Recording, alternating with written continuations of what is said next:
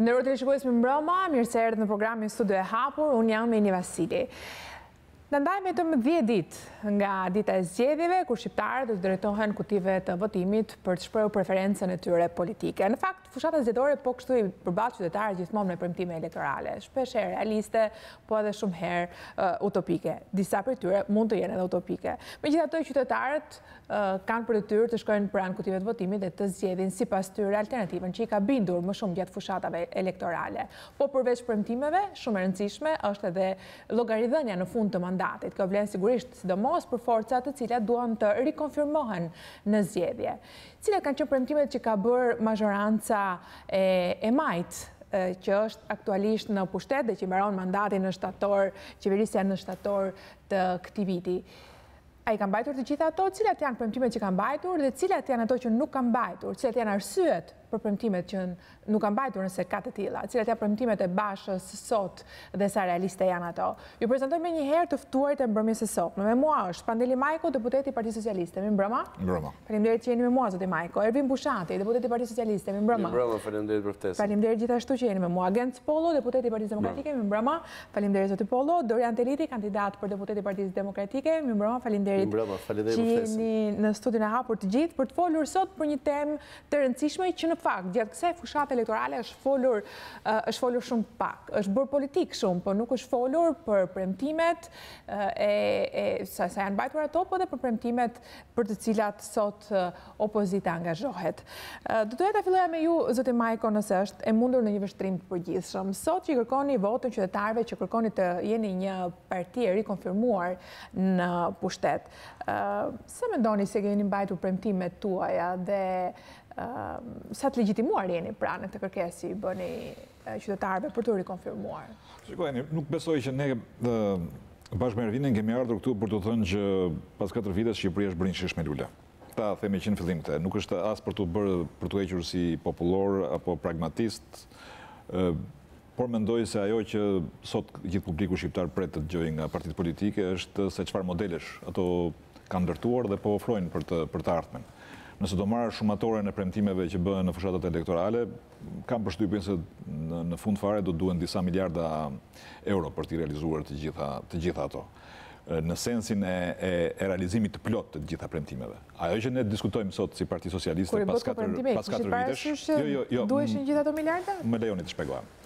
Kur ne diskutuam dhe premtuam, së pari kishim parasysh një radhë të punës gjërave, dhe premtuam mbi të gjitha një qeverisje jo lineare. Çfarë kam parasysh me një qeverisje jo lineare? Jo një qeverisje e cila filloi në mënyrë shakatore, ta quajmë kështu, duke numëruar numrin e frigoriferëve, numrin e televizorëve me ngjyra të hyrë në Shqipëri në fillimin e viteve 90, pastaj vazhdoi me trajtimin e cilësisë së qeverisjes si një moment që kishte të bënte vetëm me numrin e shkollave, kilometrat e rrugëve e kështu me radhë. Partia Socialiste për 4 vjeçarin që ka e fundit, është përpjekur pikërisht të shkëputet nga kjo mënyrë lineare e trajtimit të problemit dhe të ofrojë një model qeverisje, i cili fillon që nga koncepti ynë për reformën territoriale dhe për ta vazhduar atë dhe me struktura apo me fushat natyrave të tjera që kanë të bëjnë me reformën në arsim, që kanë të bëjnë me reformën në drejtësi, që kanë të bëjnë me një reformë pritshme kushtetuese, që kanë të bëjnë edhe me këtë fushatë elektorale. Besoj që edhe duke ardhur në studion tuaj, besoj që bie në sy të gjithë qytetarëve, që sot që flasim flamujt nuk janë një pjesë e pranishme ku do të ndodhur në për gjitha pemët apo shtyllat e Shqipërisë, dhe që e kthente Shqipërinë në një lloj tregu shumice të flamujve të partive. Sot që flasim, tensioni politik midis palëve është thuajse i natyrshëm dhe i përshkrueshëm nga të gjitha standardet perëndimore. Sot që flasim kemi një qeverisje e cila përpiqet të autokontrollojë edhe nëpërmjet ministrave teknik të opozitës atë që po zhvillohet si fushatë elektorale. Sot që flasim ne jemi përballë kolegëve dhe po diskutojmë ato që janë realizuar dhe ato që ata mendojnë sipas mënyrës tyre që nuk janë realizuar. Por mendoj që sot ne pas 4 vitesh kemi bashki të tjera, kemi një situatë tjetër, kemi probleme të cilat ose janë vënë në rrugën e zgjidhjes ose do të zgjidhen, megjithatë ne jemi këtu për të diskutuar ato në mënyrë të hapur, pa dashur të themi se gjithçka çfarë ka ndodhur në këto 4 vite është një yll e dritë dhe nuk kemi ardhur të këndojmë këtë lloj kënge. Jemi të vetëdijshëm që qytetarët presin zgjidhje për shumë nga problemet e tyre, të cilat fillojnë që nga punësimi, tek spitalet, tek shkollat dhe kjo është një histori e cila mbar shqetësimin tonë. Pastaj, se sa e kemi realizuar dhe si do t'i realizojmë, ka një gjyq të fundit, nëse mund të shprehemi kështu, i cili quhet kutia e votimit. Aty do të ndahet se kush ka dhe nuk ka drejt. E vlen edhe një diskutim përballë publikut për treguar sigurisht alternativat e dyja palëve, opinionet apo dhe qëndrimet lidhje me këto premtime, apo jo Zoti Pollo? Patjetër, unë jam dakord me Pandeliun, jam dakord me Zotin Majko në 2-3 gjëra të fillimit, që kemi një fushat e cila në kujtesën tonë është e ndryshme nga çka ndodhur përpara, për sa mbaj mend nga 91 edhe këtej, që marrëveshja solli disa ndryshime në kodin zgjedhor, të cilat janë shumë pozitive, ekseset me billboarde, me afishe nëpër mure dhe me flamur nuk janë, ka një përmbajtje në përcjelljen e mesazhit. Kjo nuk ka mitingje të mëdha, paktën deri tani, kjo s'ka të bëjë me ligjin, por ka të bëjë me praktikën e partive politike në fushatën e tyre. Dhe është një shprehje modeste ndoshta e modernizimit të fushatave zgjedhore. Po e quani një moderne LSI-n me mitingun që bëri dje? Ndoshta është përjashtimi nga rregulli, tenton ndoshta nostalgjia, apo s'do komentoja LSI-n, dhe fakti që kemi një zgjidhje të cilën gjatë negociatave e kanë quajtur modelin grek, ku ndryshon ministri i brendshëm dhe Greqia si vend ballkanik ka të njëjtat shfaqje në politikën e vet, si dhe Shqipëria, kuptohet me ndryshime.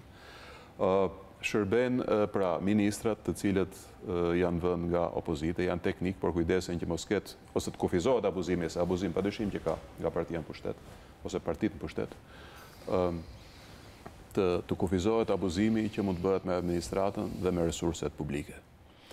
Këtu mbaron pozitivja, këtu i del pak kallaj, pa kaluar të polemika, që do e shoqëroj besoj. Marrëveshja duket sikur në një farë mënyrë ju ka miqësuar kaq shumë sa që shpresoj mos e kemi të vështirë të kërkojmë llogarinë e premtimeve. Le ta debatojmë gjatë debatit, por te mënyra se si po trajtohet administrata, të paktën nga 2 partitë në pushtetit 4-vjeçar, PS-ja dhe LSI-ja, i del kallaj propagandës se kemi ndërtuar një shtet, kemi ndërtuar një administratë publike dhe kemi ndërtuar një shërbim civil, që na është sjell në mënyrë të përsëritur herë nga ministra e integrimit, që i përket njërës parti, herë nga ministra përgjegjëse për administratën publike, që i përket partisë më të madhe. Na janë referuar në komisionin ton nga kolegë socialist progres raportet e Komisionit Evropian dhe del që janë vetëm drejtor o të PS-s ose të LSI-s. Në fakt, ministri një 30 ka një konferencë për shtyp të ministrit brendshëm dalje kallaj për këtë gjë. Dhe me që jemi tek kritikat që bën LSI-ja, unë jam interesuar pranë task forces për të parë numrat e drejtorëve. A shkarkohen vetëm ata të LSI-s? Dhe nuk është kështu. Para 5 ditësh që pyeta, ishin 40% të LSI-s, sot pyeta përsëri, mbasi dëgjova lajmet, janë gjys për gjys. Tani a është ky raporti i emërimeve politike në administratë publike shërbim civil, ose këta të LSI-s janë pak më të ekspozuar në këtë nuk di ta them, domethënë, por shifrat janë që më kanë thënë janë këto që do na duhet ishte këtu që të krijoni një debat për të. Me interes publik, sepse kemi të bëjmë me administratën e shtetit, shërbim civil apo administratë publike. Sekretari i përgjithshëm bëri një denoncim pak më përpara, gjithashtu me policinë shqetësuese, nëse Rama fton policinë pas dite shumë e papërshtatshme për një kryeminist. Okej, po do të kemi mundësi të dëgjojmë edhe konferencën për shtyp të ministrit brendshëm në orën 21:30, ka një deklaratë rëndësishme, do na duhet ta dëgjojmë të punë, do të ktheheshim tek temaja unë, tek premtimet. Do të flasim për premtimet, sipas jushi në një vështrim të përgjithshëm i batut, pastaj do të hyjmë në detaj. E qeverisë dhe bilancin e saj. Atëherë, unë thash në kujtesën time dhe të zotit Majko ndoshta, po dhe të tjerëve, kjo është një fushat më e qetë se fushatat e tjera, për arsye që dihen. Por dhe në kujtesën time, ndoshta dhe në kujtesën e Pandeliut, kjo është e para fushat kur kryeministri në fund të mandatit të tij 4-vjeçar, duke kërkuar një mandat të ri, del pa thënë qoftë gjysmë fjalie se çfarë kanë bërë. Dhe aq më pak akoma del dhe të thotë që kanë bërë këtë në raport me premtimet. Sepse një qeveri, çdo qeveri mund mos arrijë për arsye të saja apo të rrethanave të realizoj 100% të premti. Aq më tepër kur ka inflacion në to, siç është rilindja në 2013 me shëndetësi fales etj etj. Por s'ka një qeveri që të mos arrijë një diçka. Dhe Edi Rama është i vetmi, kemi pas Berishën, kemi pas Nanon, kemi pas Metën, Zotrin përballë, kemi pas. Gjithë kanë thënë diçka kur kanë qenë fushat, qofse kanë udhëhequr fushatën e forcës tyre politike, ose kanë qenë në majtë saj. Por i pari është Edi Rama, i cili përsa e kam ndjekur unë në televizor, nuk e kam ndjek në gjithë kohës, edhe unë jam fushat në përfshatrat e Lushnjës edhe në lagjet e qytetit, nuk thot asgjë, kërkon vetëm timonin i vetëm. Timonin me duart e tij pa njerëz tjerë në koalicion, kërkon 71 vota, por nuk shpjegon se demokracia kërkon, është qeveria shërbim në thelb. Nuk raporton çfarë ka bërë, që do ishte gjëja më normale, që e kemi patur këto 25 vite. Dhe nuk thot, të paktën nuk e dëgjoj çfarë do bëj përveç fjalëve të përgjithshme që do bëjmë më mirë, do bëjmë atë që s'kemi bërë, do bëjmë më shumë, kemi bërë shumë, po do bëjmë akoma më shumë. Kjo vjen nga mungesa, mendoj unë, nga mungesa e bilancit, sepse po të fillon të thoshte gjëra të shpreh për gjëra konkrete, do i kujtonin taksa, do i kujtonin çmimin e korrentit, do i kujtonin shëndetësinë fales që është sektori më i mbuluar nga skandalet. Prandaj jemi në këtë pikë. Okej, Ervin Bushati, se pastaj do të hym edhe në këto që sapo ju listuat. Në një vështrim përgjithshëm. Po, unë mendoj që qytetarët me drejt në këto vite të tranzicionit kanë qenë dhe janë të zhgënjur disi nga politika, sepse Shqipëria dhe shoqëria ka qenë në një rreth vicioz tranzicionit që nuk mbaron të kurrë dhe përveç se i keni zhgënjur ju apo jo? Po këtu po Kjo ishte pyetja, okay. Dhe zotimet tona kanë qenë pikërisht për të thyer të rreth vicioz dhe më në fund për të bërë shtet. Erdha. Okay. Dhe ne po bëjmë shtet dhe po vendosim ligjin që mos jetë cikli apo vullneti politik ai që vendos për qytetarët dhe për jetën sot në Shqipëri. Gjithmonë dëgjojmë që kur ndrohen krahat në rotacion politik, duke sikur lahen mëkatet. Lumi rotacionit nuk është vendi ku lahen mëkatet, nuk ka të bëjë vullneti politik me çfarë duhet ndodhi me jetën e qytetarëve, sepse kemi një lider të gjatë ne dhe këta e kanë pak më të gjatë, apo kur lidhen bashkë dhe mund vendosin për gjithçka. Duhet jetë ligji që vendos për gjithçka. Qytetarët janë të mbrojtur nga politika apo vullneti politik, pavarësisht se si të këmbehet ai her mbas here, sepse më në fund fare kanë të drejtën të shkojnë ke gjykatat, të shkojnë ke prokuroria dhe të kërkojnë të drejtën e tyre. Sepse nëse politikanët janë mbi ligjin, ne nuk kemi ligj. Dhe ligji është baza e shoqërisë. Ne këtë kemi vendosur. Zotimi kryesor ka qenë që do bëjmë një shtet ligjor dhe ne këtë po e mbajmë. Sepse reforma në drejtësi më në fund do adresoj problemet kryesore të qytetarëve, të cilët kanë qenë të pambrojtur nga veset, nga vullnetet politike, nga ambicjet politike, nga përkëdheljet politike, të kujdoj që mund të arrijë dhe të kapi shtetin, duke qenë se shteti është thjesht një makinë politike pastaj. Ne vendosëm që ta thyejmë të cikël dhe për herë të parë patëm vullnetin që të kemi një efikasitet disa herë më të lartë në funksionet e shtetit brenda ligjit që kur vjen tek administrimi territorial. Nga 374 kemi 61, 5 herë më efikas se atëhere.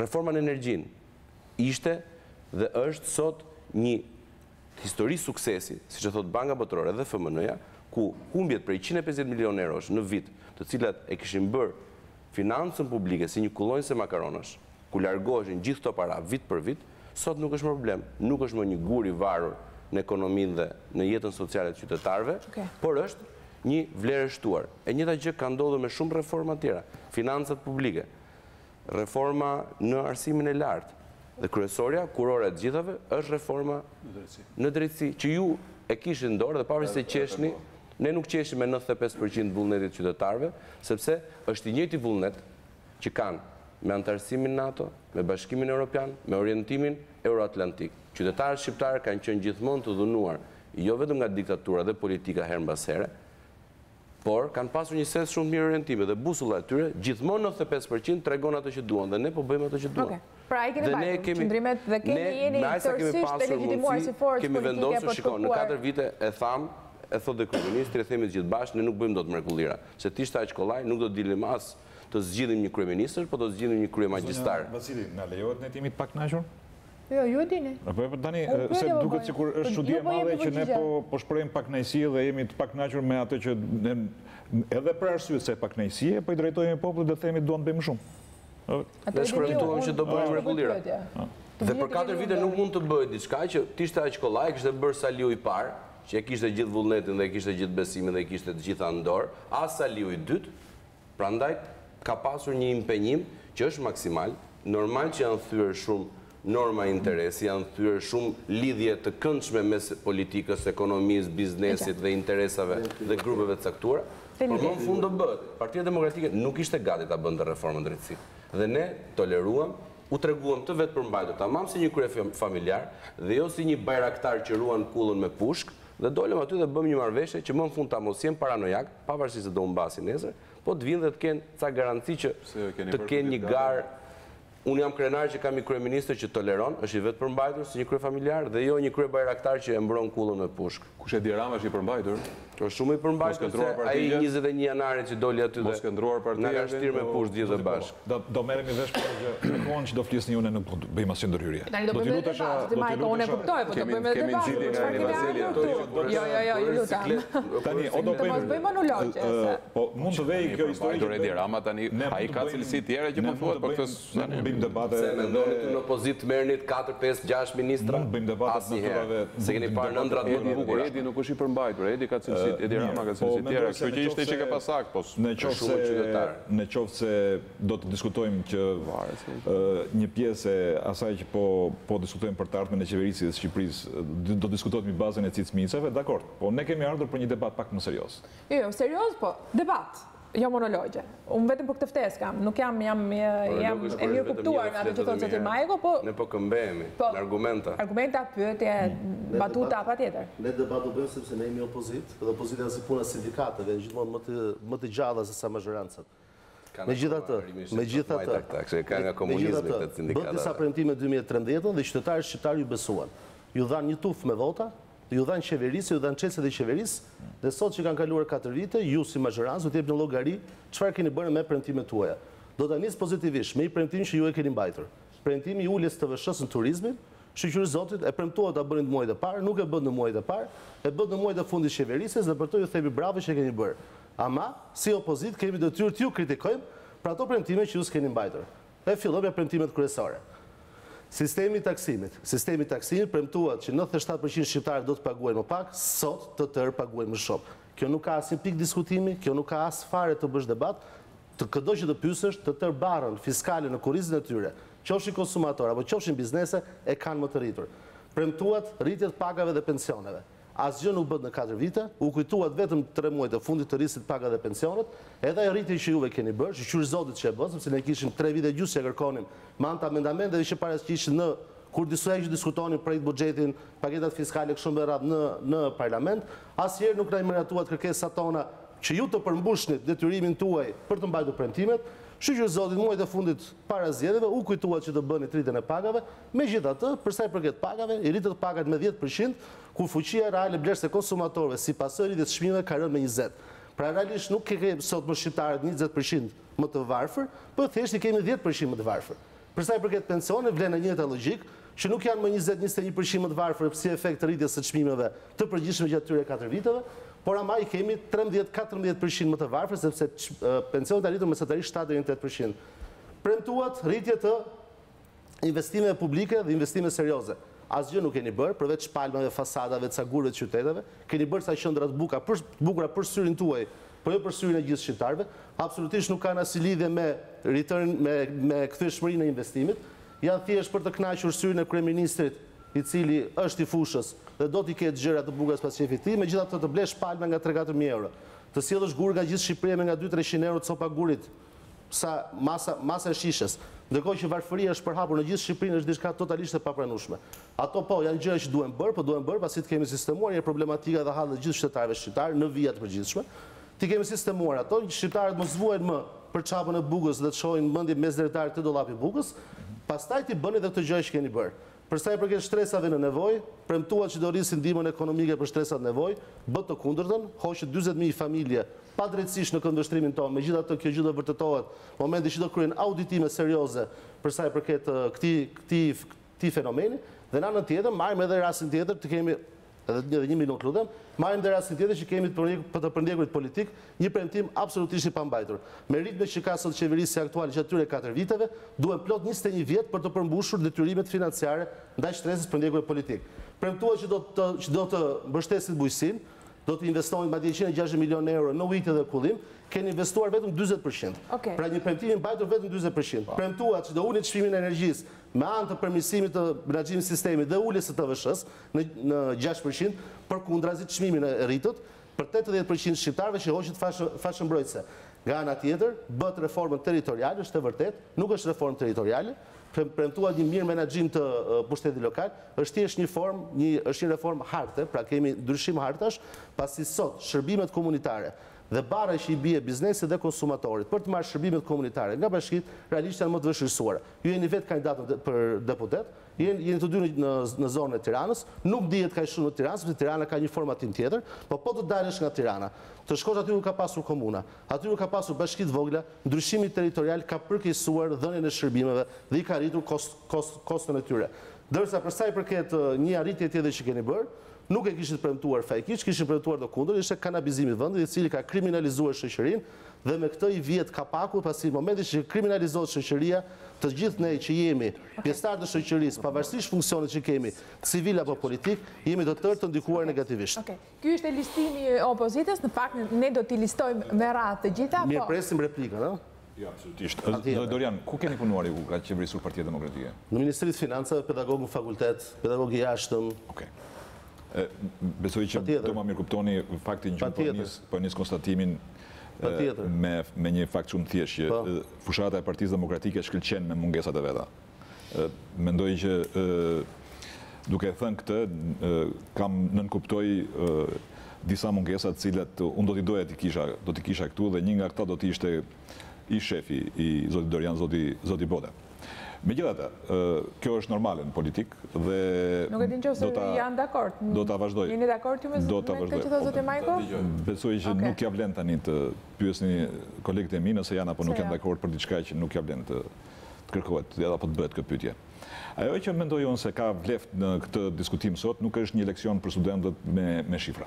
Sigurisht ajo premtimet tuaja të pambajtura. Nuk u ndryra kur folët. Nuk ishte leksion, ishte thjesht konstatim. Nuk u ndryra kur folët. Ndjes, po ishte konstatim. Besoj që në rregullat e administrimit ka disa fenomene të cilat vlen të shikojnë për të krijuar diferencat e asaj që ka bërë një palë në qeverisje dhe bën pala tjetër në qeverisje. Po ju sjell një shembull.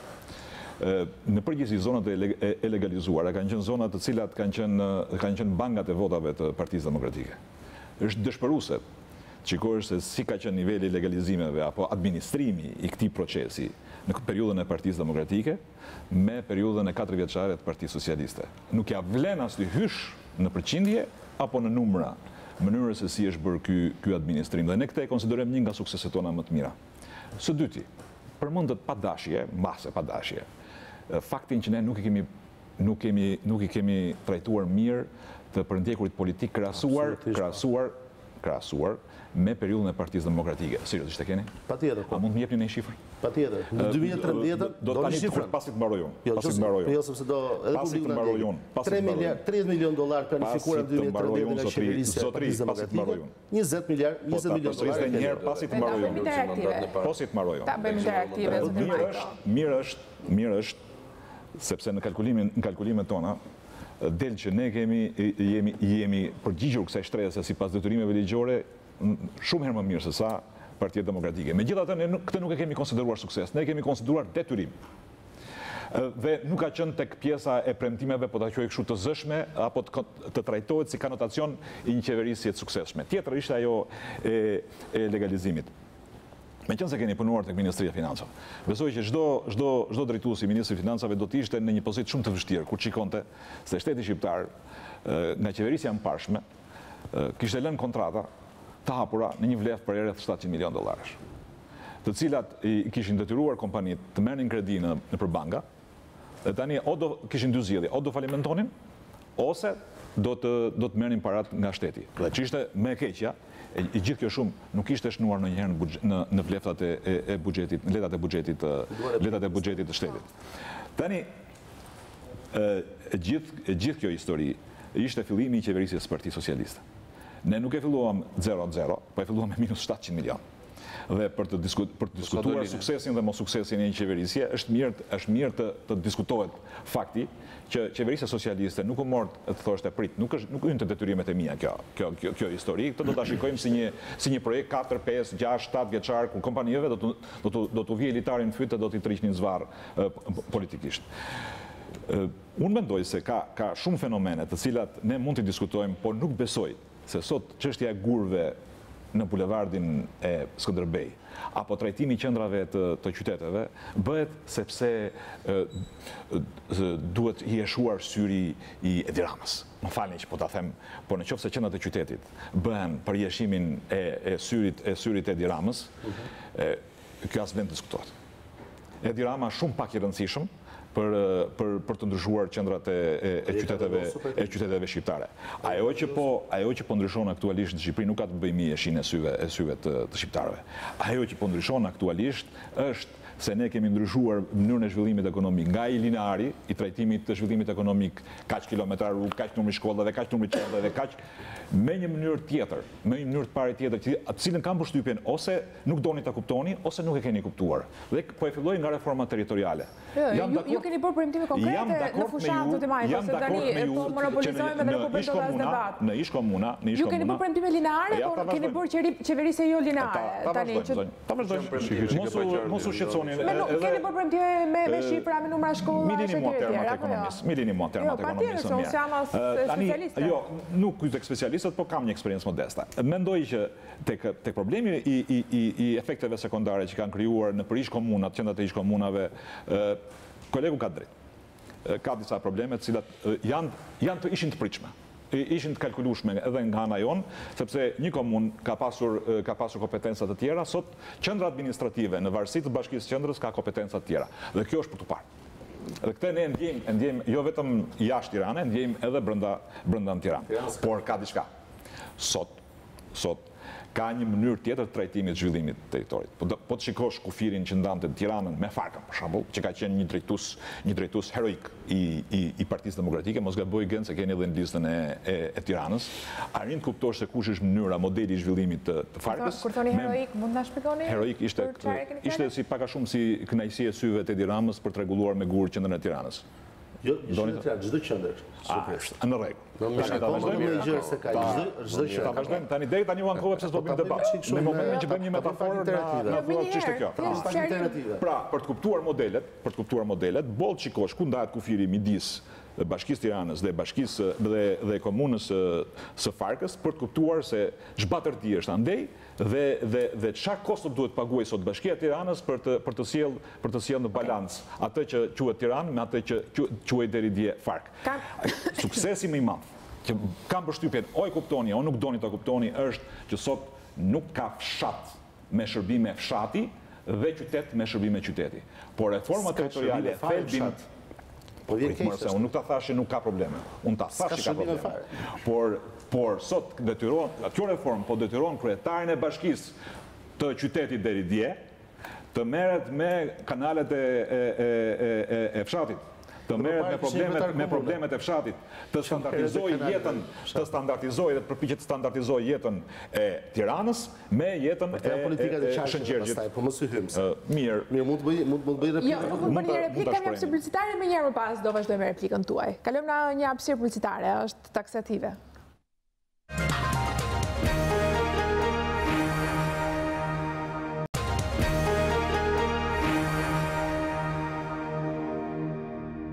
Përpara se të vazhdojmë me transmetimin tonë, do të lidhemi drejt për drejt me Ministrinë e Brendshme, ku ka dalë në një konferencë për shtyp Ministri i Brendshëm. Kanë marrë të gjithë trajnimin e nevojshëm ligjor për të kuptuar detyrimet dhe kufizimet që ata kanë gjatë procesit zgjedhor.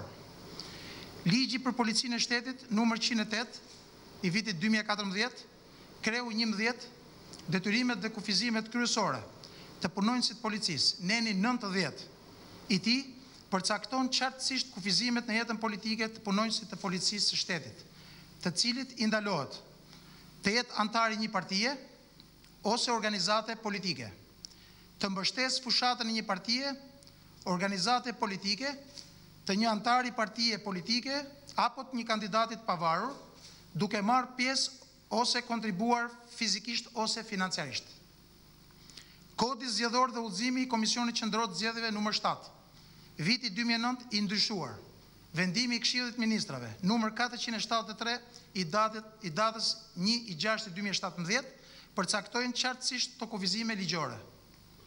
Dua t'ju rikujtoj se kodi penal i ndryshuar në datën 22 maj 2017 në nenin 332.a parashes se shpërdorimi i autoritetit policor nga punonjësi i policisë shtetit ose policisë burgjeve për të influencuar në mbështetje një partie politike ose kandidati në zgjedhje, për të influencuar nëpërmjet mos ushtrimit të funksionit me pa anësi sipas ligjit, pjesëmarrjes në veprimtari politike të një partie politike ose kandidati në zgjedhje, me kryen e çdo veprimi ose dhënien e urdhrave, këshillave apo çdo lloj tjetër propagande që favorizon një parti politike ose kandidat në zgjedhje, përbën vepër penale dhe dënohet nga 1 deri në 5 vjet. Më lejoni t'ju bëj me dije se policia e shtetit është në monitorim të rrept, prandaj i ftoj të gjithë punonjësit e saj që të respektojnë çdo gërm të ligjit. Përndryshe, masat do të jenë proporcionale me shkeljet e kryera. Ju falenderit.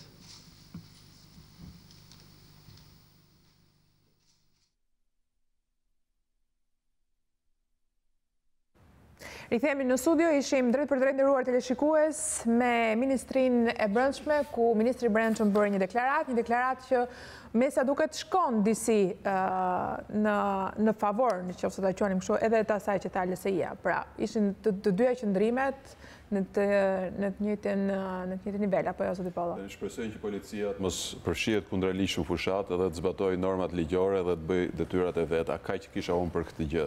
Jemi tek bilanci i qeverisë Edi Rama dhe kjo është një gjë serioze. Sado që të bëjmë batuta e shakara, thelbit dhe seriozitetit të tij nuk i shmangemi dot. I dëgjova me vëmendje dy zotërinë, kam dëgjuar edhe shpesh në parlament, dhe ajo që mbeti në kujtesë është reforma në drejtësi dhe reforma territoriale. Pjesa tjetër ishte për të shtuar ujë në kazan. Reformën në drejtësi besoj që e kemi shpëtuar nga shtrëmbërimi, nga instrumentalizimi për kapjen e gjyqësorit, ka qenë një proces jo i lehtë. Megjithatë, me që jemi marrë vesh, me që po procedojmë, do mblidhe edhe nesër kuvendi për të dhënë dorën e fundit. Quhet një sukses? Quhet një reformë e bërë me qëllim të mirë. Suksesi varet nga zbatimi dhe nga matja e zbatimi. Dhe shpresoj që cilado qoftë mazhoranca e nesërme, do më thënë e pas zgjedhjeve, të mbështesi një reformë në drejtësi që t'japi fryte të një drejtësi e pavarur, efikase dhe e drejtë. Më shumë nuk mund të them, sepse është një sprov. Askush nuk e di si do dali. Megjithatë është marrë një vendim që duhet respektuar e duhet mbështetur. Kjo është për reformë drejtësi e cila është një reformë e bërë së bashku dhe duhet pranuar si e tillë. Reforma territoriale që është bërë në mënyrë të njëanshme nga shumica PS-LSI. Më lejoni të sjell disa përvoja konkrete nga qarku i Lushnjës, ku jam prej ditësh, prej javësh në fushat. Para reformës, ne gjithë jemi dakord që afro 400 njësi, komuna dhe bashki ishin pak si shumë, dhe këshilltar për secilën prej tyre përsëri ishin një ngarkesë kuadri edhe financiare e tepruar. Dhe në parim duhet reduktuar kjo. Mënyra se si u bë harta pastaj kalën në shtek për shumë kritika, abuzime, mënyrë selektive, mënyrë partjake, mënyrë krahinore etj. etj. Përvoja e Lushnjës ka patur 12 njësi bashki dhe komuna, të cilat kam verifikuar kishin personel gjitha bashkë, gjithë rreth i Lushnjës. 880. Tani ka 2 bashki, Bashkia Lushnjë dhe ajo Divjak, dhe janë 1300 personel. Pra janë punësuar 420 veta më shumë. Ka pasur nga një kryetar komunat, personi zgjedhur, i cili e kishte rrogën 580.000 lekë të vjetra. Tani vetëm Bashkia Lushnjë ka 4 nënkryetar, i cili e ka afro 1 milion. Shto dhe kryetarin, shto dhe bashkin, del aty. Pra kemi një rritje të fondit pagave në 37%. Në qoftë se zotrin përballë e quajnë këtë një sukses, atëherë unë do mbyll gojën dhe s'do flas deri në fund të emisionit. Këto ishin 2 reformat kryesore me të cilat dëgjoj unë që burret Edi Rama dhe mazhoranca Rama Meta. Dhe ky është testimi konkret. Për reformën drejtësisë flasim dot. Këtu kemi një produkt konkret dhe kemi mungesën e shërbimeve dhe distancën e krijuar te qytetarët që e ndjejmë gjithë. Përpara se të vazhdojmë, ju lutem, sepse zoti Pollo tha një fjali dhe na ndërfuti prap në temë, po unë do doja të rikthesha tek konferenca për shtyp që dha edhe ministri i Brendshëm, se ju kemi këtu dhe nuk dua të kaloj pa një koment nga ana juaj mbi deklaratat e kryeministrit në lidhje me policinë. Pra, kemi dy deklarata të LSI-s dhe të ministrit të Brendshëm me njëherë për rolin e policisë pas deklaratave që ka bërë kryeministri. Kam përshtypjen se jemi aty ku folëm fillim fare që kjo është një fushat me një autokontroll të brendshëm goxhat fort. Dhe unë nuk do të heq asnjë presje deklaratës ministrit brendshëm. Kështu që besoj që kjo është një temë e mbyllur këtu, mendoj që kanotacioni i deklaratës kryeministrit duhet marrë në sensin familjar, pra kur jeni në ambiente familjare jashtë orarit punës, jo si një angazhim politik i punonjësve të policisë. Megjithatë, u bë thirrje mësuesve të Kuçovës gjithë Shqipërisë të mos lënë minutë ditë natë pa shfrytzuar dinjitetin e tyre për që të mos cënohet përsëri, bëj thirrje të gjithë punonjësve të policisë së shtetit në momentin që lënë uniformën, pas punës të përkushtohen për të marrë sa më shumë vota për Partinë Socialiste në mënyrë që të mos lejojnë rikthimin e hijes së turpit mbi uniformën e tyre dhe së bashku në 4 vitet e ardhshme ta bëjnë polici në mesataren e BE-s. U bëj thirrje të gjithë punonjësve të shtetit të bëjnë të njëjtën gjë. Kjo e fundit është skandaloze. Për mësuesit mund t'i bëj thirrje mësuesit, doktorëve që të bëjnë në drejtat e tyre politike.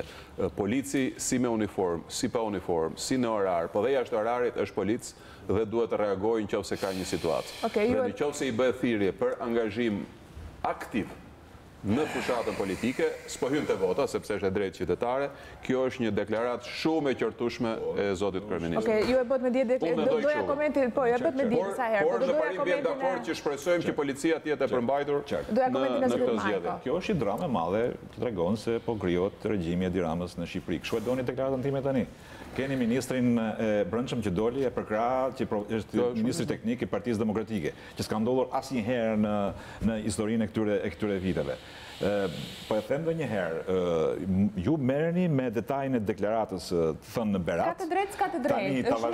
Ta vazhdoj. Ajo që është realja dhe që ka të bëjë me standardin e këtyre zgjedhjeve është fakti që doli menjëherë ai ministri i Brendshëm, që nuk është propozimi i Partisë Socialiste, është ministër që është vënë aty për të garantuar standardin e zgjedhjeve dhe ju kërkoni një diferencë midis standardit real institucional dhe një deklarate e cila sigurisht mund të ketë kaluar, po them unë, një limit të caktuar. Dhe menjëherë sapo deklarata mund të ketë lënë dyshime të hapura për kalimin e një limiti të caktuar, ka funksionuar pikërisht ajo marrëveshje midis dy partive të mëdha që garanton standardin zgjedhor në Shqipëri. Prandaj, po e them edhe një herë, nëse ka gjë pozitive në këto zgjedhje, është që sot shqiptarët nuk bëjnë pyetjen aman çdo ndodhi nesër. Duhet të çojmë kalamajt në shkollë, a do merremi me punën tona të përditshme? Jo. Politika sot po bën një fushat mëse të zakonshme, a thua se nesër s'ka për të ndodhur asgjë. Dhe besoj që kjo është gjëja më e natyrshme që na bën të paktën po themi atë që e themi me gojë, por nuk e trajtojmë si të natyrshme, faktin që ne jemi një vend europian. Edhe deklarata e kryeministrit menjëherë pati një përgjigje nga brenda qeverisë së tij, nga ministri i propozuar prej tij tek presidenti, dhe mendoj se ne do ta shikojmë këtë dhe dallojmë midis një deklarate dhe një veprimi institucional. Një veprim institucional i cili është prodhuar nga Partia Socialiste, se pa dëshirën e Partisë Socialiste ai nuk do ishte ministri atje. Qartë, megjithatë e korrigjoj, pra quhet një deklaratë e korrigjuar. Kemi një distancime dhe një diferencë për dy botësh, nga Sali Duar Gërshëri që nuk pushonte dhe i merrte me vrap gjithë rrugët, edhe vetëm me Gërshër edhe me. Po s'ka rrugë zotëri, po çfarë rrugë ka këtë depresi, po makarot, do shkoja edhe unë ta ndihmoja me Gërshërën, mjafton të kishe bërë mbrostar deri në Levën. 4 vjet nuk e bëri. Nga i kryeministër Duar Gërshër që dilte aty pa pikë turpi dhe thoshte kjo është rrugë e Partisë Demokratike. Ne sot flasim për një kryetar partie që ka mas bilancin, se morën veç sistemi. Kryetarit partisë vishet shumë thjesht, ka shkruar me qytetarët, nuk ka ka me bluzë me numër 2. Formatin e dhunës edhe të Gërshërës që kishte ai tjetri. Me qytetarët. Edhe po i bin, po flet me qytetarët me njëjtin zë se si ka ndryshuar Shqipëria, si mund ndryshoj për dëgjuar dhe hallet. Dhe në një moment thotë që çdo njeri sot, pavarësisht se ku punon, ka bindjen e tij politike, në fund ditës voton dhe me familjarët e vet mund bisedoj si krye familjar se kush është më mirë dhe çka kanë parë më mirë këto 4 vite. Edhe jo si Sali duar gërshëra që dilet tash edhe priste shirita anë mban Shqipërisë që është turp. Kishte ca gjëra. Tash edhe kjo pjesa që ju e masni, eficiencën e qeverisje. Edhe një gënjeshtër e madhe. Sot Shqipëria ka një 3500 kilometra, të kontabilizuara në ministri aty që janë rrugë kombëtare. Ai tjetri pas thoshti kanë bërë 10000 kilometra. Gënjeshtra totale. Në përsiptarët e ministrisë bën edhe ama rrugët. Çfarë ndodhi? Ndodhi kjo, që të vim pak te ekonomia. Sot paktën kemi një nivel të sheshtë, kemi një tavolinë territoriale është një dështim, lutem. Kemi një nivel reformën drejtësi nuk po e diskutojmë kur të zbatohet. Edhe kemi Pandeliu në komision. Kemi një nivel të sheshtë ku sot mund të diskutojmë dhe të themi platformat tona. Nuk kemi më pre e diskutime politike apo e frikave elektorale se çfarë do ndodhte me të nesërmen. Ne rregulluam dhe ndërtuam në 4 vite atë që ju shkatruat në 8 vite. Të ndërtosh është shumë e vështirë. Imagjino të shkatrosh 8 vite. Punën e 4 viteve mund ta hedhësh me një ditë aty. Edhe pronën e shqiptarëve. Mos këndoni të dy në njëjtën kohë se s'do bëjmë trio këtu. O njëri o tjetri. Tashi, të dalësh dhe të kërcënosh me atë çadrën aty, të thosh ne do sjellim dhunë, nëse ju s'na hapni rrugë. Ajo do të thotë që brenda një dite të prishësh punën e 4 viteve. E morën ekonominë me 6% edhe e çuan pranë krizës. Sot nuk flitet më për krizë. Ke rritur borxhin publik. Nuk flitet më për krizë. Jo, ta të shpjegoj çik shifrat, me që i keni një mangësi të pjesa e shifrave. Tashi, sot ekonomia është shumë mirë se çka që ndje. Ne në ekonomi kemi një rritje. Shqiptarët janë më të varfër, Po, ja ta them unë me shifra. Shqiptarët janë shumë më të varfër, një pjesë janë pasuruar, padyshim. I kam dëgjuar këto teoritë dhe poemat e mjerimit. Tash nëse do të me poema, vazhdoni. Sa shumë më thoni, si tha zotëria, se unë i shoh në fshatra, se unë se kisha pa fshatin, më fshati pas ka qenë shumë keq se qyteti. Jo, i shoh nga ditës. Sot ekonomia ka një rritje 3.5 herë. 3.5 herë më eficiente se ajo e para 4 viteve. 3.5 herë më ekonomia. Jeni të vetmit që nuk merrni mesataren, deficiti buxhetor është 3 herë më i ulët. Tash ne po themi mandatit. Dhe po tjetër për mesatare mandatit zoti Bushati keni 2%. A ka mundësi tash? Po tjetër për të krahasoni mandatet me mandatet. E morëm me 0, e morëm me 0 prandaj. Sot po të krahasoni vit për vit, krahasoni pastaj 2013 me vitin një debat kaq detajuar mbi shifrat. Pyetja ime është e thjeshtë. Janë më mirë shqiptarët se 4 vite më parë apo jo?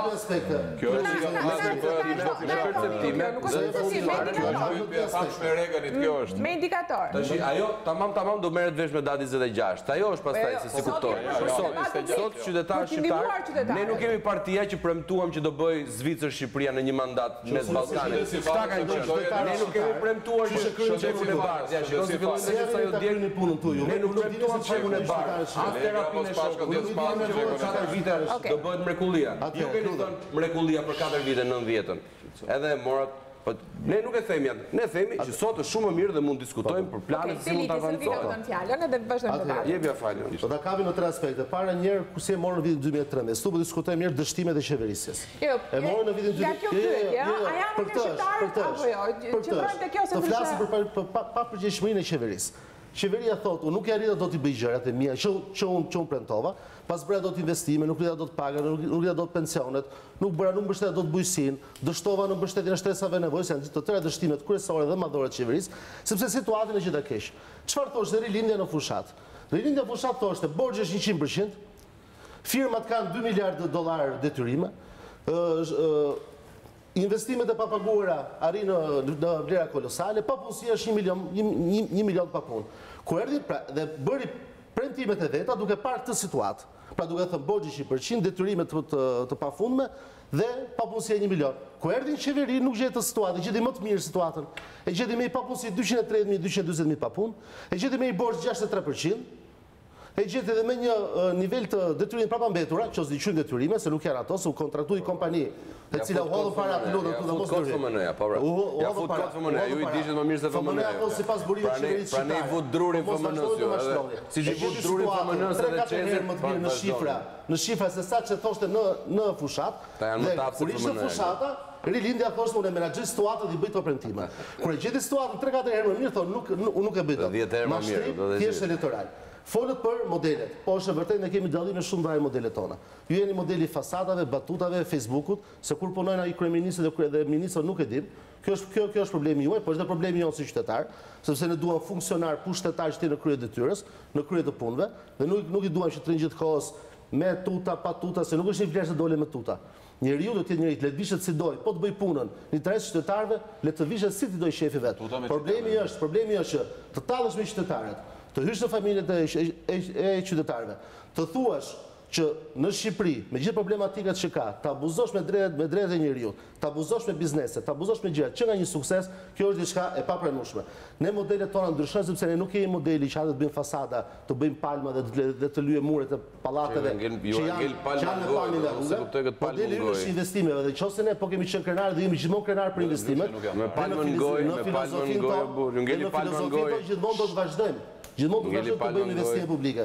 Do të rrisim gjithnjëra më shumë pagat me ato mundësi që ne do kemi, sepse mundësitë me vërtet nuk janë shumë të mëdha, janë të kufizuara, por çdo që tjetë, ta siguroj që me një mirë menaxhim të fondeve publike, me një rishpërndarje të duhur, edhe bujqësinë arrit ta mbështesësh, edhe turizmin arrit ta mbështesësh, edhe shtesa nevoja arrit të mbështesësh më tepër, dhe mund të bësh rritje dinjitoze të pagave dhe të çfarë kishim realizuar. Ju aftë mund, do të jemi llogari për ta përmbledhur, për ta përmbledhur, ju aftë mund se çfarë keni kuptuar. Kjo kod etike dhe veshje është. Duhet të jepni llogari, mund mos pëlqejë dhe mos i vishë të rama, po. Ndërtuar ju fushatën për mos folur vetëm për premtimet tuaja. Mos kujtoni se qytetarët do bien pre dhe opozita bie pre. Duhet si gjyqi hapur, si vishet. Po vetë tha, gjyqi është datën 25. Gjyqi hapur se si vishet kryeministri. Do të jepni llogari për premtimin e pambajtur për pagat, për pensionet, për investime publike, për abuzimin me fondet buxhetore për palma dhe fasada. Do të jepni llogari për 40.000 familje në nevojë, që ishin në nevojë, të cilat do përjashtohen se kishin një frigorifer apo një televizor në shtëpi. Do të jepni llogari për fshatin e braktisur. E keni fshatin totalisht të braktisur, pa shërbime, pa investime, pa mbështetje. Zviceran edhe ne kthyem fshat Afganistani. Absolutisht, më shumë se ju bënin. Do të jepni llogari për rritjen e taksave. E ke thënë tipikado. 190.000 kontrollet që keni bërë, kontrollet tatimore që keni bërë në biznese vetëm në harun kohor të 6 muajve. Do të jepni llogari për shëndetësinë të cilët e rënuat, premtuat diçka tjetër fare, shumë njerëz e besuan dhe bë të kundërtën. Do të jepni llogari për kriminalizimin e përsërisë prapë të sistemit. Do të jepni llogari për koncesionet 500 milionë euro që keni dhënë tërësisht abuzive. Do të jepni llogari për ato legalizimet, të cilat i bëni edhe si edhe Allish Berishët, megjithatë do konstatohen. Ne mbajmë llogari, po ju s'keni mbajtur as llogari, kupton? Ke sekretari përgjithshëm s'ke mbajtur as llogari fare. Duhet të jepni llogari për premtimin e pambajtur për çmimin e energjisë elektrike. Do të jepni llogari për gjithë ata personë që janë futur në burg padrejtisht. Po flasim padrejtisht për ato shkelje që gjasmë ju i quajnë shkelje. Do të jepni llogari për 350 milionë euro të luksit që keni shpenzuar shpenzime në luksi. Në avion, në karburante, kështu me radhë. Do të jepni llogari për 3 fishimin, zonja Vasili dhe mbylla, 3 fishimin e numrit të personave, të familjeve në varfëri absolute. E morën me Bankën Botërore që thoshte 2% dhe sot e kanë realisht në masën 4,5%. Më falni, 2 fishimin. Kjo është diçka shumë serioze, që në 4 vite, vend të shkonte nga 2%, të shkonte 1,5%. Kemi një rritje të kësaj, kjo tregon keq përdorim dhe keq, le themi, funksionim të shtetit, keq qeverisje, por mos thënë edhe mos qeverisje. Në më pak si 60 minuta folëm për premtimet në tërësi, globalisht. Tani do ndalemi në mënyrë të detajuar, në premtimet kryesore, pasi premtimet i fushat elektorale janë shumë. Ndalemi të rendi, shëndetësia, koncesionet, gjithashtu taksat e ulur apo jo punësimi. Me njerë mbas hapësirës publicitare do rikthehemi të flasim për debatet e premtimeve.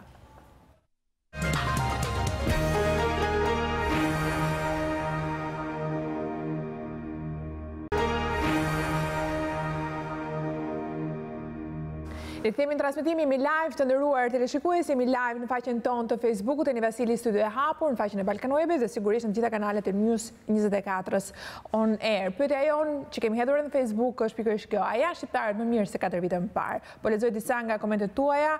Genti Hajdarmataj, dje nëse kishte shpresë sot ka vdekur dhe ajo jetohet në mjerim.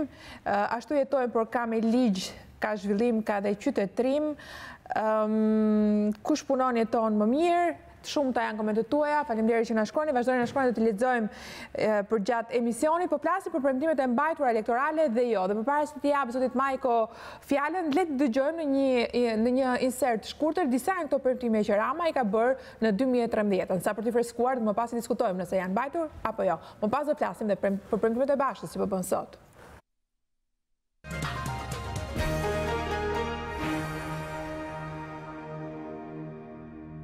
brenda mandatit tonë të parë, ne do ta mbyllim përfundimisht dorëzimin e certifikatave të tokës për të gjitha familjet shqiptare që jetojnë me tokën. Reforma e tokës do të përfundojë dhe tjetra, ne do ta përfundojmë procesin e legalizimit, ne do ta bëjmë rrugën e arbrit dhe jo vetëm rrugën e arbrit, por të gjitha rrugët që ne do të ndërtojmë, do të jenë ndryshe nga rrugët që ndërtojnë këta që kanë ngel rrugëve. Do të hapim 300.000 vende të reja pune. Ne nuk do lejojmë më që dera e spitalit t'i përplasët në fytyrë një njeriu të varfër që nuk ka para. Ne do ta bëjmë shërbimin shëndetësor falas për gjithë. Dhe ne nuk do t'i kërkojmë më familje të zakonshme të këtij vendi të paguajnë 20% taks për kilën e bukës, 20% taks për kilën e qumshit, 20% taks për kokën e vezës, apo për kilën e vaj, të mjerit, të rizit.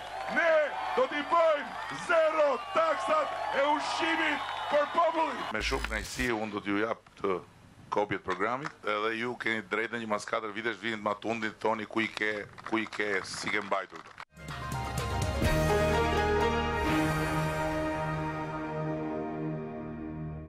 Jemi në transmetim.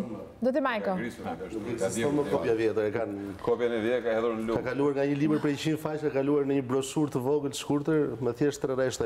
Duhet ishte me atë ju kërkojmë ndjes të dashur qytetar për mosmbajtjen e premtimeve, po ne kemi libra, ju keni kryetar që detshëm me vete bën selfie nëpër Shqipëri. Jep llogari për 4 vite, ju besuan selfie, ai bën reklamë selfie. Ju besuan shqiptarët, ju dhan votën masivisht. Ju besuan shqiptarët, tani ka ardhur që ti bëni drejton eni.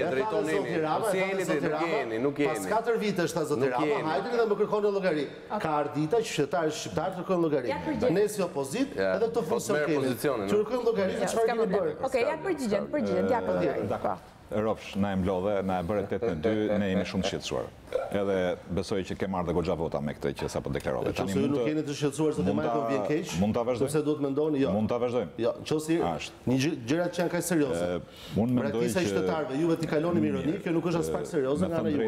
Megjithatë, kur ju shef juve vetëm braktisin e qytetarëve të shkon mendjet, edhe ju jep të drejtë për t'ju votuar dhe për të fituar zgjedhjet që jo, ne kemi alternativën tonë. Ju jepni llogari për mosmbajtjen e premtimeve. Shumë e thjeshtë. Kurse unë mendoj se ne si politik kemi një sfidë të madhe, se duket sikur ne flasim për dy Shqipëri të ndryshme, edhe me shifra dhe me letra, dhe duket sikur ju do bëni një Shqipëri tjetër dhe ne do bëjmë një Shqipëri tjetër pas zgjedhjeve të 25 qershorit. Në fakt është e njëjta.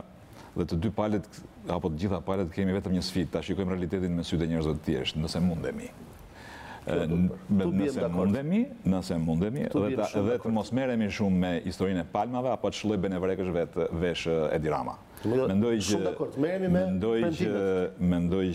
ky lloj diskutimi sotëm kërkon një mënyrë të trajtimit problemeve, po është e vërtet ne rrugën e arbrit nuk e kemi bërë. Është një premtim i pambajtur i Partisë Socialiste dhe mendoj që Tibranat e kanë të regjistruar në memorie këtë, siç e kishin të regjistruar edhe kur u bën zgjedhjet lokale në Dibër, që nuk di të ketë fituar kandidati juaj. Megjithatë, si shtatë Zoti Pollo ka qenë në një nga fshatrat e Dibrës në atë periudhë, duke bërë fushat, po me drogë, me kanabis e tjerë. E vlerësojmë faktin që ju pranoni mosmbajtjen e premtimeve. Të vazhdoj. Ka mundësi? Të vazhdoj. Mund të them se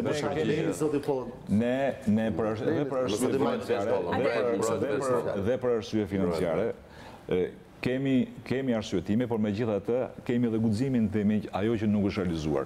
Dhe kur filloi kjo bisedë, unë ju thash që nëse ju mund ndjeni të pakënaqur e parë në të kësaj historie jemi ne, sepse ne më falni, nuk është fyese.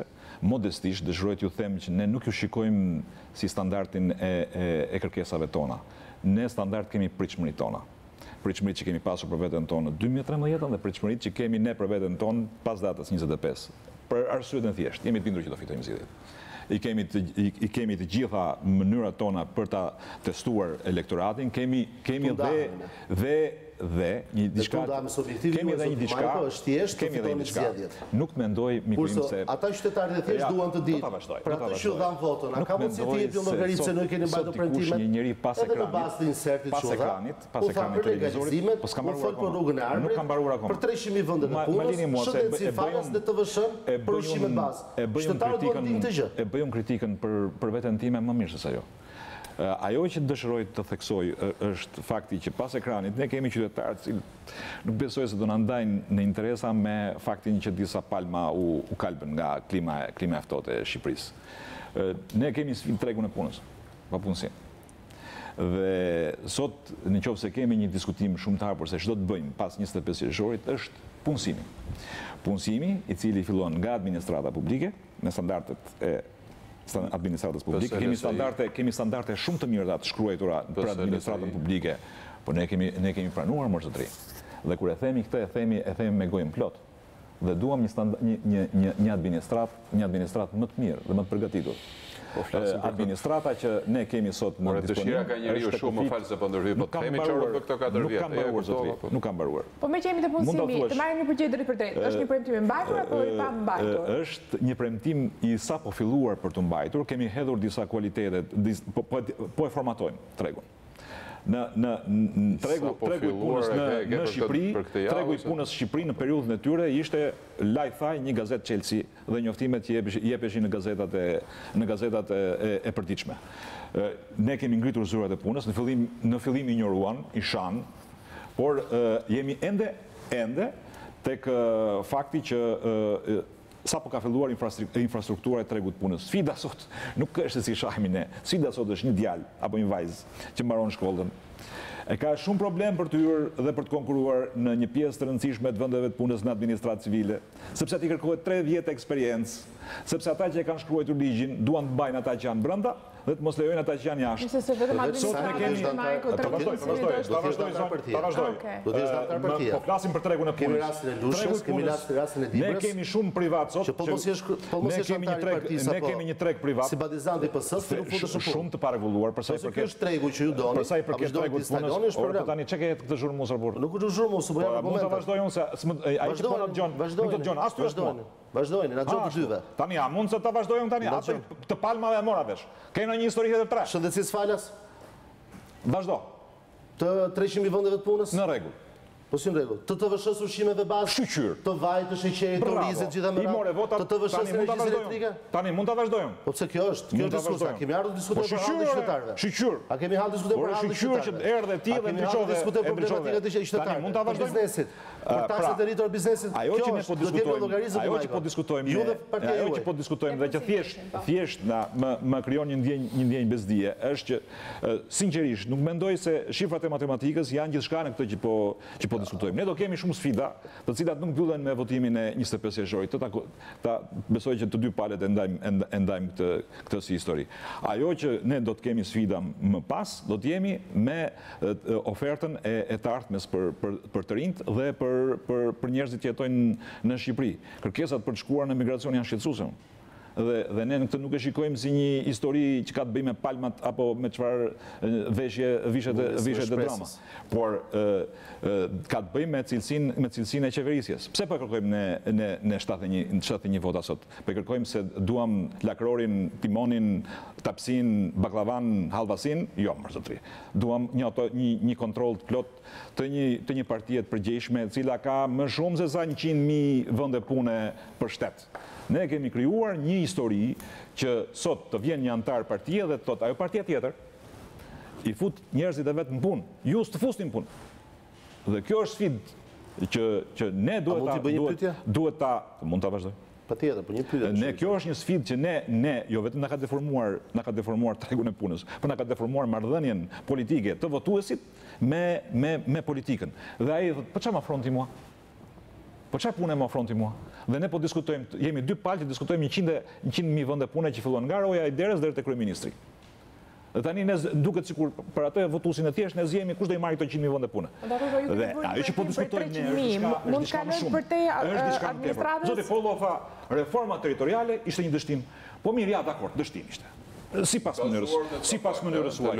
Po me të kujtojmë, të freskojmë pak kujtesën. Pa nuk ju ofruam ne të drejtën e vetos që për gjithçka që ju do të ishit kundra, të kishit drejtën e vetos dhe të thoshit jo, nuk jemi dakord dhe pas kësaj do të bëj siç do të thoshit ju. A nuk ofruam ne një provë me ligjin e dekriminalizimit. A nuk ofruam ne një provë me ligjin e dekriminalizimit. Se qeverisja, mor miqtë e mi, nuk është qeverisja vetëm për një palë. Zoti Majko, a është serioze fakti që kryeministri Dele thotë isha në dieni, më gjë flasë për punësimin, isha në dieni të emërime politike që bën Lëvizja Socialiste për integrim, por nuk ndërhyrja për hir të koalicionit? A është kjo një qeverisje serioze dhe drejt për qytetarët? A është kjo i shansi barabar që po flisit do që janë dakord, do dhe shansi barabar gjithë? Po a është shansi barabar u kryeministri vetë thotë, unë jam në dini të punësimeve politike. Jam në dini të fakti që alat temi politik në qeverisje bëjmë punësime si pas interesa politike dhe që unë vetë ka ministra drejtore të cilët bëjmë, sepse i kemi parë mesazhet, suksese njët, i kemi parë listën e lejshës, kemi parë listën, më falë të lutëm, nuk të ndërpredha, më kërkohet mos të ndërpres, nuk... Jo, po i bëni një pyetje, Pa tjetër, po ta mbaroj pyetjen. Është edhe gjysmë retorike.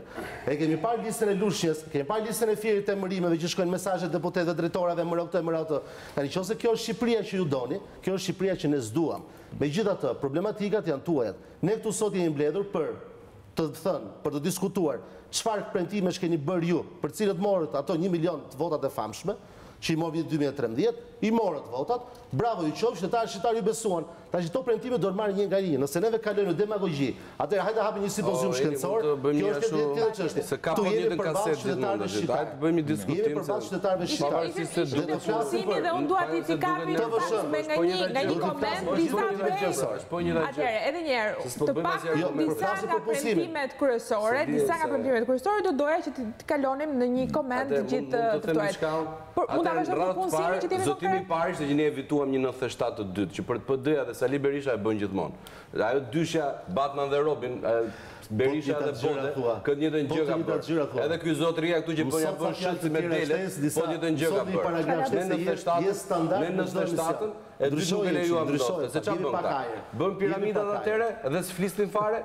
Se s'ja bëshin shët atere këta. Bën 97-ën dhe ja lanë borgjën shqiptarëve, bën podin e gjë dhe ja lanë bizneseve. 720 milion që po mund të kishte falimentu shtetin. Ky ishte zotimi mbajtur, nuk e lëmë në shtetin shkoj për ashtu si e çojnë këta. Ta bëjmë podin e gjë.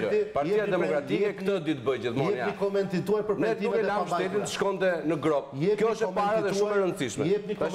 Ne jemi krenarë që paktën po flitet për një gjë që është punësimi. Dakor, nuk mund bëjë gjithë punësimi, sepse Shqipëria ka problem punësimin dhe shumë mirë që ka mbetur ajo për të zbatuar akoma dhe kur do kur flitet thuhet po 300.000 vende pune. Po, bëm 183.000, nuk ja rritëm dot. Shëti kuq. Edhe kur flasim për ato që bëjmë dhe ato që s'bëjmë, të paktën një gjë mbahet. Punësimi nuk e bën, dhe kemi sfidë, sepse siç bëm reformën drejtësisht që këta s'deshën, se tha zotëria këtu, sot reformën e kemi në vend. Ato 7 ligje ta i bën si deshën. Kur dolet nga çadra ju produkti i serës, që dolet nga çadra. Pse nuk thoni gjë për 7 ligjet që janë po ashtu siç ishin, është 31 gusht. Se këtë ngrinin këta thoshin ne rrim çadër, edhe netën 80 ditë aty si prasin çadër, edhe nuk dilin, sepse thoshin me 31 gusht ju e thyet atë konsensusin. Dhe keni bërë një ligj që nuk është i mirë. Ku është ai ligji sot? Pse s'keni fol fare? Pse dolet nga çadra si dele?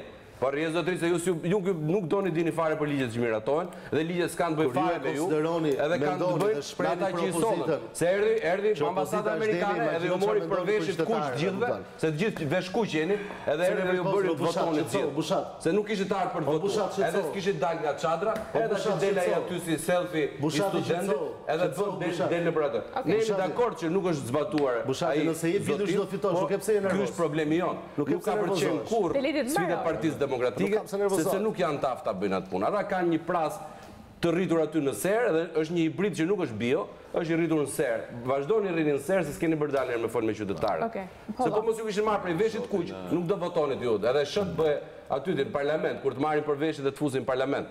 Se 7 ligjet, po ato janë. Pse vini sot dhe thoni, me 31 gusht, ligjet nuk ishin të mira dhe ne u menduam dhe u futën me 18 shkurt. Në 31 gusht u thyer marrëveshja dhe këtyre u desh 6 muaj ta kuptonin që e kishin ngrënë. Edhe pastaj me 18 shkurt u futën në serë. E pse u futën atëherë? Po sot pse dolën nga sera ku ligji 31 gusht është po i njëjti. Po rrini pas skeni, pas skeni. Jo, budalla. Në fakt, me Zotit Majko kemi vite që debatojmë, po edhe pushatin parlament është djali mirë, nuk e di që e ka kapur. është ai vakumi që lanë burgaxhin, do ose qefi për të fortit, e ka bërë, nuk e duket ka dalë. Të mos e minojmë debatin, të mos e minojmë debatin, të mos e minojmë për këtë tashë që ta qetësojmë çik sepse unë si djalë tjetër. Ke gjithë jetën politike dhe bën bërre pshët e pyp. E ti të pip. Pa çe argumenta janë ato? Ka dal nga natyra, më vjen keq, po shpresoj ta kapi. Mos u skuq. Atëre. Se skuqesh? Atëre, mua më vjen mirë që Zoti Majko thotë që rrugën e arbrit nuk e kemi bërë. Edhe normale është se nuk mund thotë njëri. Se këta e mbaruan dhe ne e prishëm. Se këta e mbaruan dhe ne e prishëm. Nuk mund thotë njëri që ne e bëm, por ajo që dalloi unë është nga grimca realizmi te kolegu im deputet, nuk i shikoi tek ai që kërkon një mandat tjetër dhe mandat pa aleat në koalicion.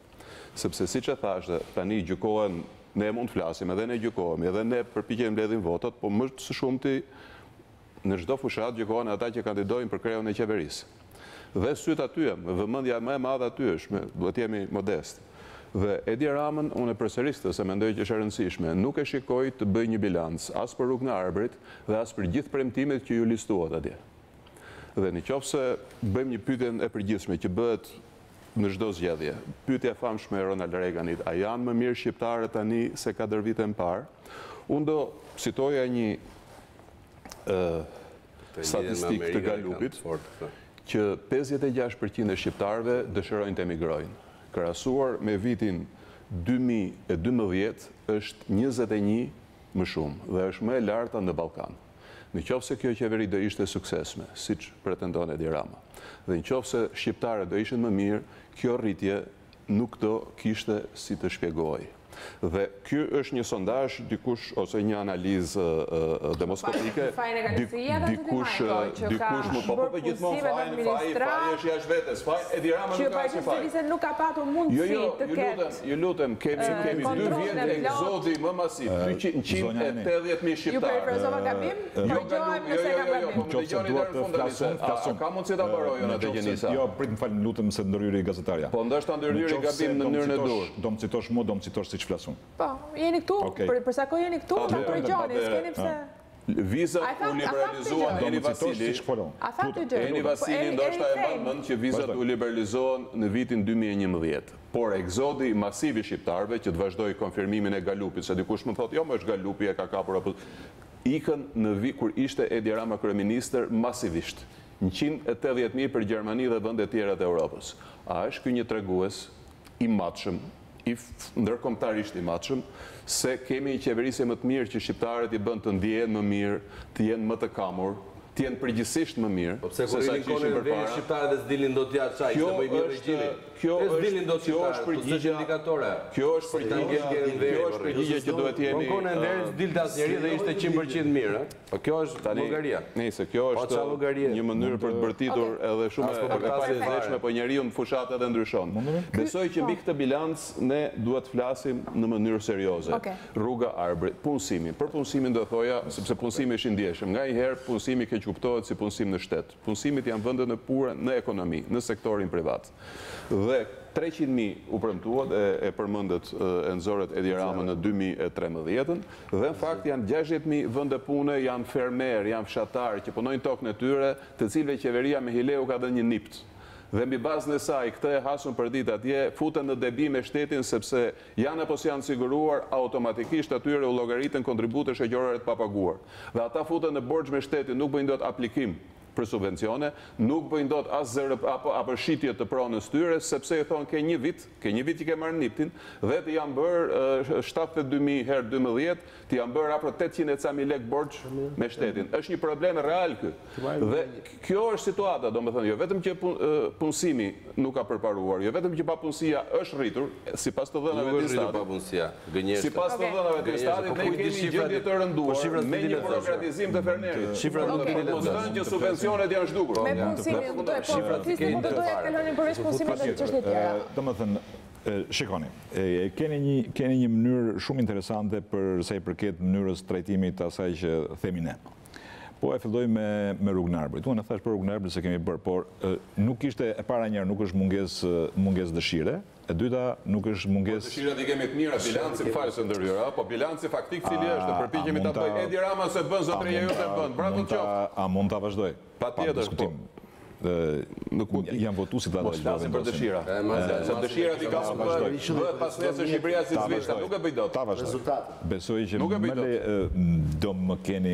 do keni durimin të më jepni mundësinë. Patjetër. T'u them që çështja është që qeveria shqiptare negocioi me kompani kineze për ta bërë atë rrugë. Dhe për shumë arsye, dhe për arsye të vleftës, dhe për momentet natyrave të tjera, u ndryshua mënyra e negocimit. Dhe sigurisht kjo ishte një kohë e çmuar, e cila unë dhe ne, dhe për këtë bëjmë autokritikora. Nuk bëjmë për faktin se ne e lam diku më njanë në të dosjen e tjere. Dhe rruga e Arbërit do të bëhet, kjo është një histori e mbyllur.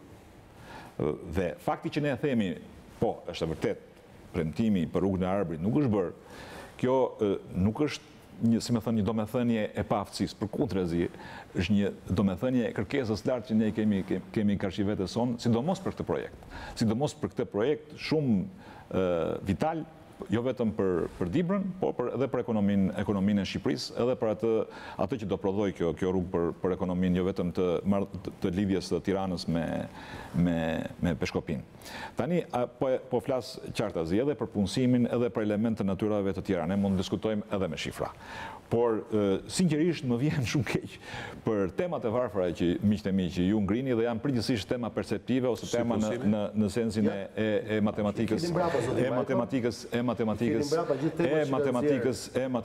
përgjithshme. Nuk besoj zoti Polo që Shtetet Bashkuara të Amerikës u krijuan si rezultat i shkatrimit të Europës. Emigracioni ka krijuar Shtetet Bashkuara të Amerikës dhe nuk besoj se kjo ndodhi për arsye të faktit se Europa po dështonte.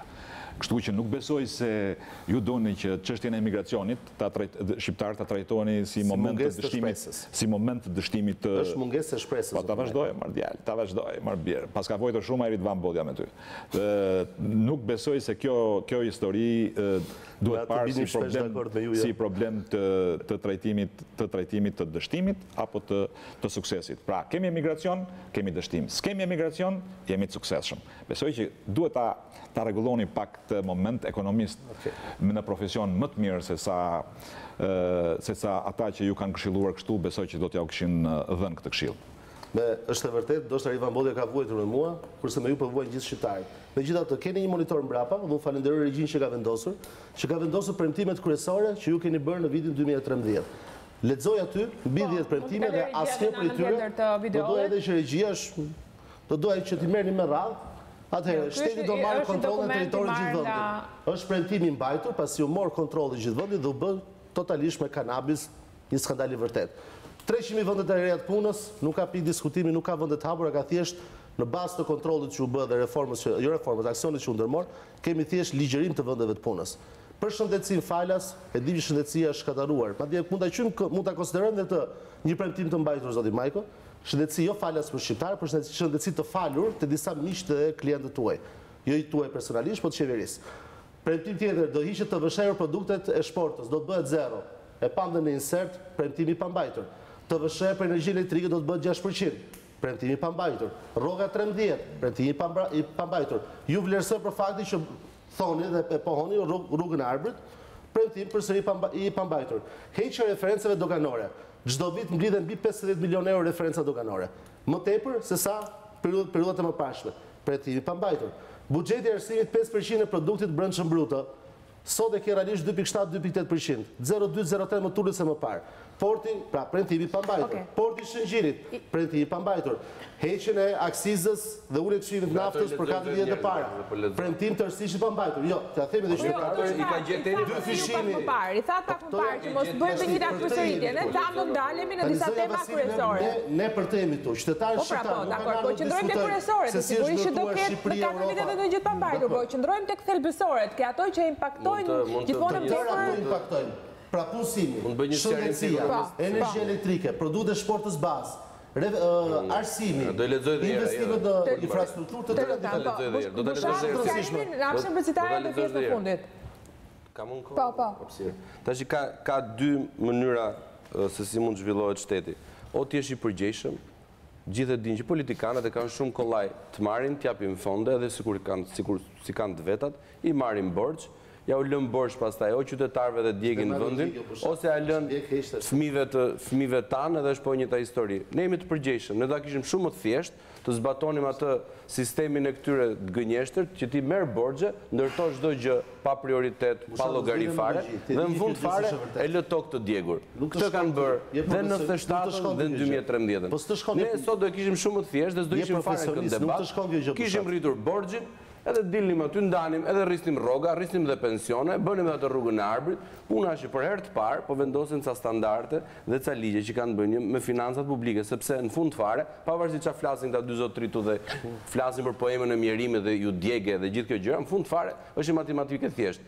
Dalin llogarisë dalin, falimenton shtëpia apo nuk falimenton shtëpia. Këtyre ju falimentoi 2 herë shtëpia.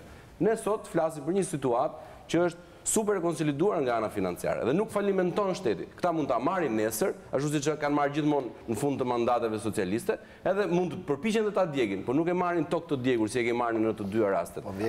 Sepse rritja ekonomike sot për herë të parë në Shqipëri, dhe ky është fakt, kemi rritjen ekonomike më të lartë se deficiti buxhetor. Deficiti buxhetor do të thotë që ti merr borxh, ja u lë të tjerëve, bën ato budalliqet që bën gjithmonë, siç e bëri Basha këtyre dhe vajti dha patender 1,5 miliardë rrugën Rreshen Kalimar, 62 kilometra. 62 kilometra janë bërë 1,5 miliardë euro, ishte bërë gjithë Shqipëria. E ka akoma çështje në prokurori zoti Basha. Zoti Basha, prit ta mbaroj. Zoti Basha e ka akoma prokurori çështjen. Atëherë, kur shkonte për të paraqitur në gjykatën prokurori, nuk i vinte zëri zotit Basha. Një herë në muaj, në mënyrë periodike, ikte zëri. Një herë në muaj ishte prokuroria, kishte zë zoti Basha. I erdhi zëri në çadër. Jepni llogari për 4 vite kanë qenë fondet të djegura. Ne si forcë majt e kishim shumë të thjeshtë. Tristim pensionet, tristim rrogat, pa hanxhin. Po nuk e bëjmë, se nuk kemi të papërgjegjshëm dhe ti lëmë. Po nuk e bën se ka 350 milionë euro shpenzime luksi. Mund të lëm, ke 600 milionë euro të dhënë aksesit pa drejtësi. Që digjej prap si në 97.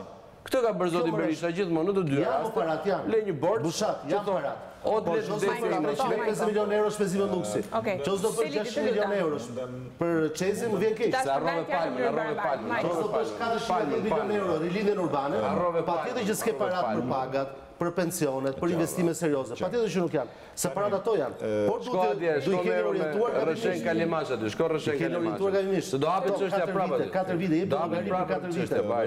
Jep llogari për 4 vite zoti Bushati.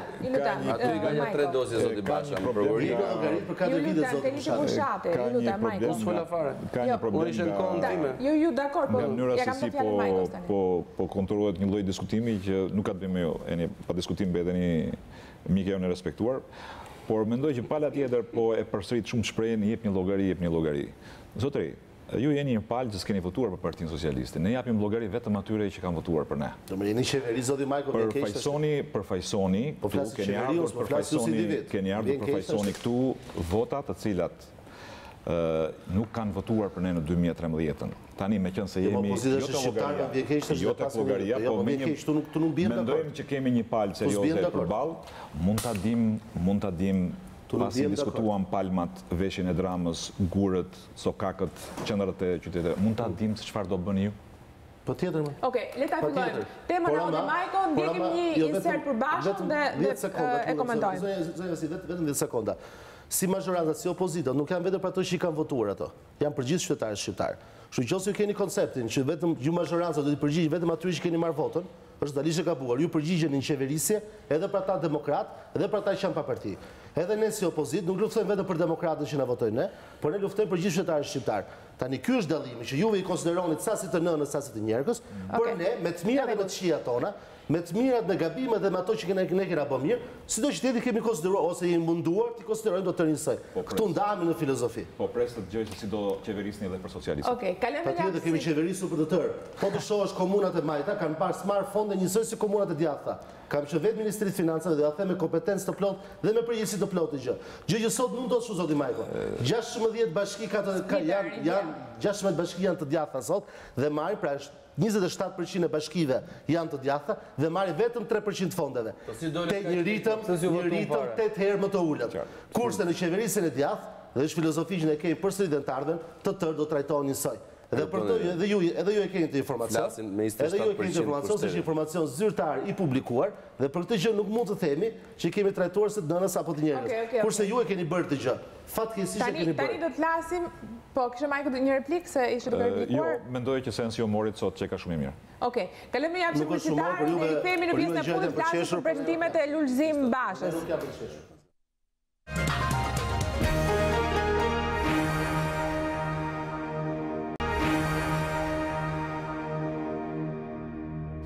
Mirë se erdhët në studion e hapur, nderuar teleshikues, jemi live, vazhdoni na shkruani në faqen tonë të Facebookut Eni Vasili Studio e Hapur, në faqen tonë të Instagramit Eni Vasili dhe Studio e Hapur gjithashtu. Do t'i lexojmë sa pyetje në fund të emisionit, ndërkaq që jemi pjesë në fundit do të flasim për premtimet elektorale që po bën aktualisht opozita. Ndiqni në një insert shkurtër disa prej artikulimeve të kreut opozitës.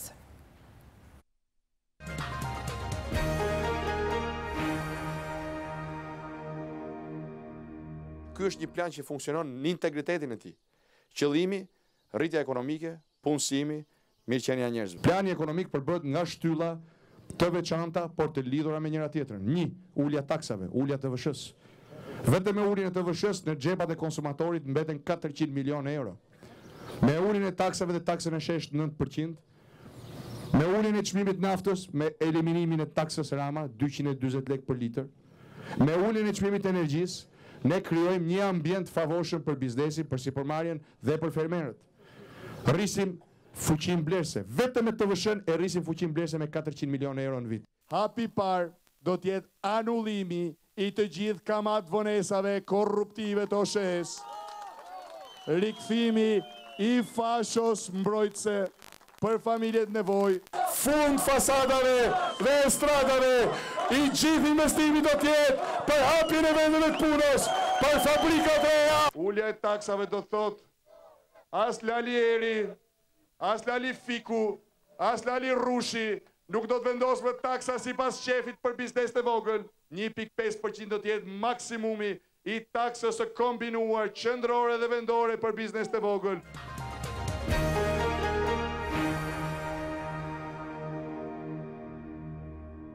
Këtu ishin disa nga premtimet që zoti Basha ka bërë në fushat.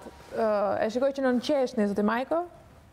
Jo, mendoj që ju si studio jeni treguar pak e pa drejt me kryetarin e opozitës, sepse keni marrë deklaratat të cilat janë bërë gjatë periudhës së krizës çadrës, po e quaj unë, dhe pastaj i keni bashkëlidhur me deklaratat të periudhës së fushatës elektorale. Njëra si ishte në çadër nga ato? Ne ishim fushatë. Jo, më duk sikur njëra ishte në çadër. E po tani në base më duk konteksti. Nuk është një person, ka rilindur si person, ka rilindur. Nuk që nuk shikoni realitetin gjithmonë si që është, a kupton? E vërtet që asnjëra për tyre nuk është marrë në periudhë. Ka një fenomen shumë interesant, sa më shumë kalon koha, ne sikur po rishkasim pak djathtas dhe ju po rishkisni majtas e më majtas. Mbas unë kam gabim në këtë që po them edhe në artikulim, edhe në mënyrën e ndërtimit të fjalisë apo të modelit ekonomik. Dhe unë e kam shqetësim të, nuk e kam ngacmim. Do vini në PD, zoti Majko? Ngacmim. Bëuni pjesë dhe ju atëherë, pjesë e Republikës Re. Me thënë drejtën si ka vajtë... Mirë se erdhët në PD, zoti Majko atëherë. Nëse ju po konstatoni dhe gjë, mirë se erdhët Partinë Demokratike. Si ka vajtë kjo punë si ka vajtë kjo punë në Partinë Demokratike, më hajër bëjnë dezertorët e të majtës se sa të djathët. Unë mendoj se i takon kolegëve në mënyrë të artikuluar të na thonë se kush do të jetë vizioni i tyre pas datës 25 qershor. Ta mendojmë një moment, ta imagjinojmë se populli shqiptar ja u jep votën ju. Çfarë do bëni? Çfarë do bëjmë ne? Po. Ne besojmë që populli shqiptar do të na japë votën, ne do të krijojmë një ambient më të mirë për të bërë biznes dhe një ambient më të mirë për qytetarët për të jetuar. Do të bëjmë një ullje të përgjithshme të nivelit të taksimit që qytetarët të paguajnë më pak taksa, biznes paguajnë më pak taksa, sepse dhe niveli i shpenzimeve nuk është që s'ka nevojë për shpenzime, por ka nevojë për riorientim shpenzimesh. Do mbështesim të gjitha shtresat nevojë, siç do të mbështesim edhe të gjithë shtresat që kanë nevojë për mbështetje financiare, duke filluar që nga sektori bujqësisë, ku do të subvencionojmë me 100 milion euro fermerë, do të investojmë 50 milion euro çdo vit në kanal të ujitjes dhe të kullimit. Të mos na ndodhin më fatkeqësitë që kanë 25 vite që ndodhin, apo 27 vite që ndodhin, po flasim për pjesën e demokracisë, që sa më bie shiu i parë na përmbyten arat dhe fushat dhe gjithaj mund dhe djerës e fshatarëve neve na ikën dëm. Njëkohësisht do të rikthejmë vëmendjen tek arsimit dhe tek shëndetësia. Nuk premtojmë shëndetësi falas dhe nuk premtojmë arsim falas, por premtojmë një shëndetësi më dinjitoze. Kurse për sa i përket arsimit, prandaj një rishikim të ligjit të arsimit, zoti Pollo është një nga kompetentët më të mirë fushës që ka Partia Demokratike. Ne do të anullojmë ligjin e arsimit lart për të bërë një ligj i cili është në konform të interesave të studentëve dhe vetëm për studentët, ku çdo kush të ketë respektin e tij dhe tarifat për sa i përket universitetet të jenë tarifa të përballueshme dhe jo 3-4 herë të larta siç janë tashti. Njëkohësisht nga ana tjetër, neve do të bëjmë të mundur me financim nga buxheti i shtetit që janë përsëri para tona. Se asgjë nuk është falas as në Shqipëri as në botë. Është gjithmonë rishpërndarje e fondeve buxhetore. Ne do të bëjmë të mundur që me anë të fondeve të buxhetit të shtetit, lekët e 3 milion shqiptarëve që jetojnë në Shqipëri, të bëjmë të mundur fakti që të zgjatet orari i mësimit deri në orën 4:30 dhe të ofrohet shërbime shtesë i ushqimit dhe i gjithë aktiviteteve jashtëshkollore apo brenda shkollore sipas fashave të ndryshme. Nuk e premtoj që e bëjmë brenda vitit të parë, absolutisht do të ishte mashtrim. Po thoni që brenda vitit të parë ne do të arrinim të gjë, por të paktën objektivi ynë është që brenda mandatit të parë të mundohemi e mishë me shpejt për të bërë gjysmën e shkollave. Njëkohësisht nga ana tjetër, premtojmë ulje të TVSH-s, e cila është hapi më kurajoz 25 viteve të fundit, për cilën do doj shumë mund, do doj shumë sakrificë, do doj një mirë menaxhim të fondeve publike, do doj një shpjegim të mirë qytetarëve shqiptarë dhe bizneseve mbi këtë lloj aksioni, pra të uljes, mbi lloj iniciative të uljes së TVSH-s nga 20% në 15%, por ne jemi të bindur që me masat që do të marrim dhe me përgjigjen që do të marrim nga tregu, duhet ndjekur instrumentet e dur, dhe dalin që brenda 4 viteve të para të ulim TVSH nga 20 në 15%. Do të rikthejmë taksimin e shesht. Taksimi i shesht i cili jo thjesht e duam ne sepse kemi pasur përpara dhe ju keni futur progresimin. Pra këtu nuk është një garë sistemesh taksimi. Tu është një garë të implementojmë një sistem, jo garë, është një sfidë për të implementuar një sistem taksimi i cili i shkon për shtat Shqipërisë. Shpreha popullore thotë nga vendi dhe kuvendi. Çfarë thot Banka Botërore dhe FMN-ja? Po jo të gjitha, disa gjëra kryesore. Çfarë thot FMN-ja dhe Banka Botërore? Thotë që për Shqipërinë funksionon më mirë taksimi shesht. Dhe njëkohësisht neve do mundohemi që do bëjmë një qendër qytetarin. Një qytetar i cili është i fortë bën edhe shtetin e fortë. Një shtet që është i fortë bën edhe ekonominë e fortë. Dhe ne ekonominë duan të fortë për të pasur një target më të sigurt. Okej. Mund të them diçka, unë nuk mendoj që zoti Basha është me të vërtetë kaq i paditur edhe kaq naiv sa duket. Thjesht mendoj që nuk është përgatitur mirë, jo vetëm se nuk e la çadra, po e di që nuk ka shpresë shfitoj. Thjesht do të mbaja të karrikën e PD-s mbasi tu mbas, sepse sistemi që paraqet të qytetarë shqiptarë që pa shpresë është tërësisht i dështuar. Nga një krah thotë do marr më pak, po do jap më shumë. Do mbledh më pak, po do shpërndaj më shumë. Dhe sistemi që ai propozon, sistemi që ai propozon sot është 1/3 grop në buxhetin e shtetit. Do me thënë, në qoftë se 1 miliard e gjysëm euro që a i thot në vit nuk do t'i mbledhi ose do t'i shpërndaj më shumë, nga një krah mbledh më pak dhe nga një krah shpërndan më shumë, që është komplet pa sens ekonomik, është tërësisht i dështuar, sepse është më shumë se 30% e buxhetit shtetit. Dhe fakti që në këtë mënyrë që ai flet, i bie që në ditën e parë që t'hypi në karrige, po s'ka për t'hyp dhe ai e di shumë mirë, jo vetëm do bëhet armiq me FMN, Bankën Botërore, Bashkimin Evropian e me gjitha, jo vetëm do i shaj dhe do i thot si në çadër, po duhet t'i përzër me shkelma të gjithë faktorët ndërkombëtar me këtë lloj naiviteti dhe një sensi pa përgjegjshmërie se si flet. Domethënë, ideja kryesore, e kuptoni tash, ideja kryesore e zotit Basha, FMN dhe Bankën Botërore. Ja, pse folet tash më, po kurse shpjegove dot më të mirë gjerman. A ka mundësinë tash? Ekspertët më të mirë gjerman kanë certifikuar dhe kanë bashkëpunuar me ne ekipin e Partisë Demokratike në hartimin. Po kush është? I kishte edhe këtu para 3 ditësh. Po ju e përzut gjermanët. I kishte edhe këtu para 3 ditësh. Ata që kemi blerë ne. Ata që blem ne. Merkelin edhe atë Gabrielin ne kishim blerë ne. Ata që blem ne keni marrë për konsulentë. Mirë, pra, po kështu thashë. Se këta e thonë e bleu këtë, bleu këtë. Këni filluar të blini dhe shëdhe jashtë. Ata që blem ne jo kam për programin ju. Ekspertët më të mirë ndërkombëtar kanë ndihmuar Partinë Demokratike në hartimin e programit. Dhe jo siguroj që ata nuk duan të dinë për partitë politike dhe për të konfliktin tonë politik. Ata certifikojnë kur është të bësh me diçka. Ideja më e madhe e Bashës është që të marrë idenë e Berishës që falimentoi shtetin dhe atë 10-in ta bëjnë 9. Nuk do fitojnë kësaj radhe, do vinë prapë herës tjetër, do thonë do bëjmë 8. Nuk do fitojnë prapë, do bëjnë 7. Domethënë, nëse sensi këtyre i shkopit magjik që nga që ulme nga 1% tatimin, atëherë kështu s'kan përfituar asnjëherë, edhe diçka tjetër. Dakor. Është për të bërë konkurrues në rajon. Këta janë partia djathtë, duan t'i ulin tatimin bizneseve. Ne jemi e majtë dhe kemi filozofi tjetër. Ne kemi qenë për një taksim të përgjegjshëm dhe të ndërgjegjshëm dhe një taksim progresiv dhe të ndershëm. Ne jemi fortë majtë dhe themi që... Dhe e tjetër nuk është i pandershëm, thjesht është i filozofi tjetër. Jo, këta janë pro biznesin, ne jemi pro shoqërisë, është e qartë fare. Filozofia ndryshme. Këta thonë, kjo filozofia këtyre është pro biznesit, dakord jam. Këta mund ta çojnë edhe 5% ativitimin, edhe 0%. Ne jemi që qytetarët, ne nuk jemi aksioner me bizneset, ne jemi aksioner me shoqërinë dhe ne do ndihmojmë shtresat më nevojë. Nga tatimi i ndershëm përfituan 97% e qytetarëve, ata që janë në atë masën e rrogës 1.300.000. Tash, nëse një qytetar shqiptar mbi rrogën 1.300.000, ne mund të kemi qenë penalizues, që janë shumë pak, janë as 17.000 shqiptar. Ne aty ju kërkojmë ndjes, por ne jemi një shoqëri dhe një parti politike e ndjenjave të majta që mendojmë që duke fuqizuar shoqërinë, ne jetojmë gjithë bashkë dhe nuk mund ta ndajmë shoqërinë që është pro biznesit tërësisht dhe mos mendoj për stresa nevojë dhe për shoqërinë. Ka gjë tjetër. Debati i madh pas gjithë botën nuk vjen të diskutojnë tani se kjo është ligj ndan majtë dhe djapën, është ideja se kanë debat filozofik. Po mos e kalojmë debat filozofik. Qofse ka idenë më të bukur e kanë që do ulin me 1% atë që e kishin 10%, edhe e çojnë 9. Është fiks, është llogaritur, është llogaritur. Po ju 9 e keni deklaruar para se të merrni gjermanët, pra keni 3 vjet që jeton. Patjetër që kemi 3 vjet se jemi vendi i dytë jemi vendi i dytë rajon zoti Bushati për taksat më të larta. Kemi Kosovën, Malinezinë dhe Maqedoninë, cili kanë sistemin 9 deri 10% taksimi. Ekonomia me rritje më të mirë. Ne në rajon jemi ekonomia me rritje më të madhe. Marrim rastin e Maqedonisë, zonja Vasili. Ka një sistem taksimi me 9% deri në 10% dhe mbledhin para për çdo 100 lekë xhiro ekonomike mbi 30 lekë. Kurse ne mbledhim 23 lekë. Për këto detaje.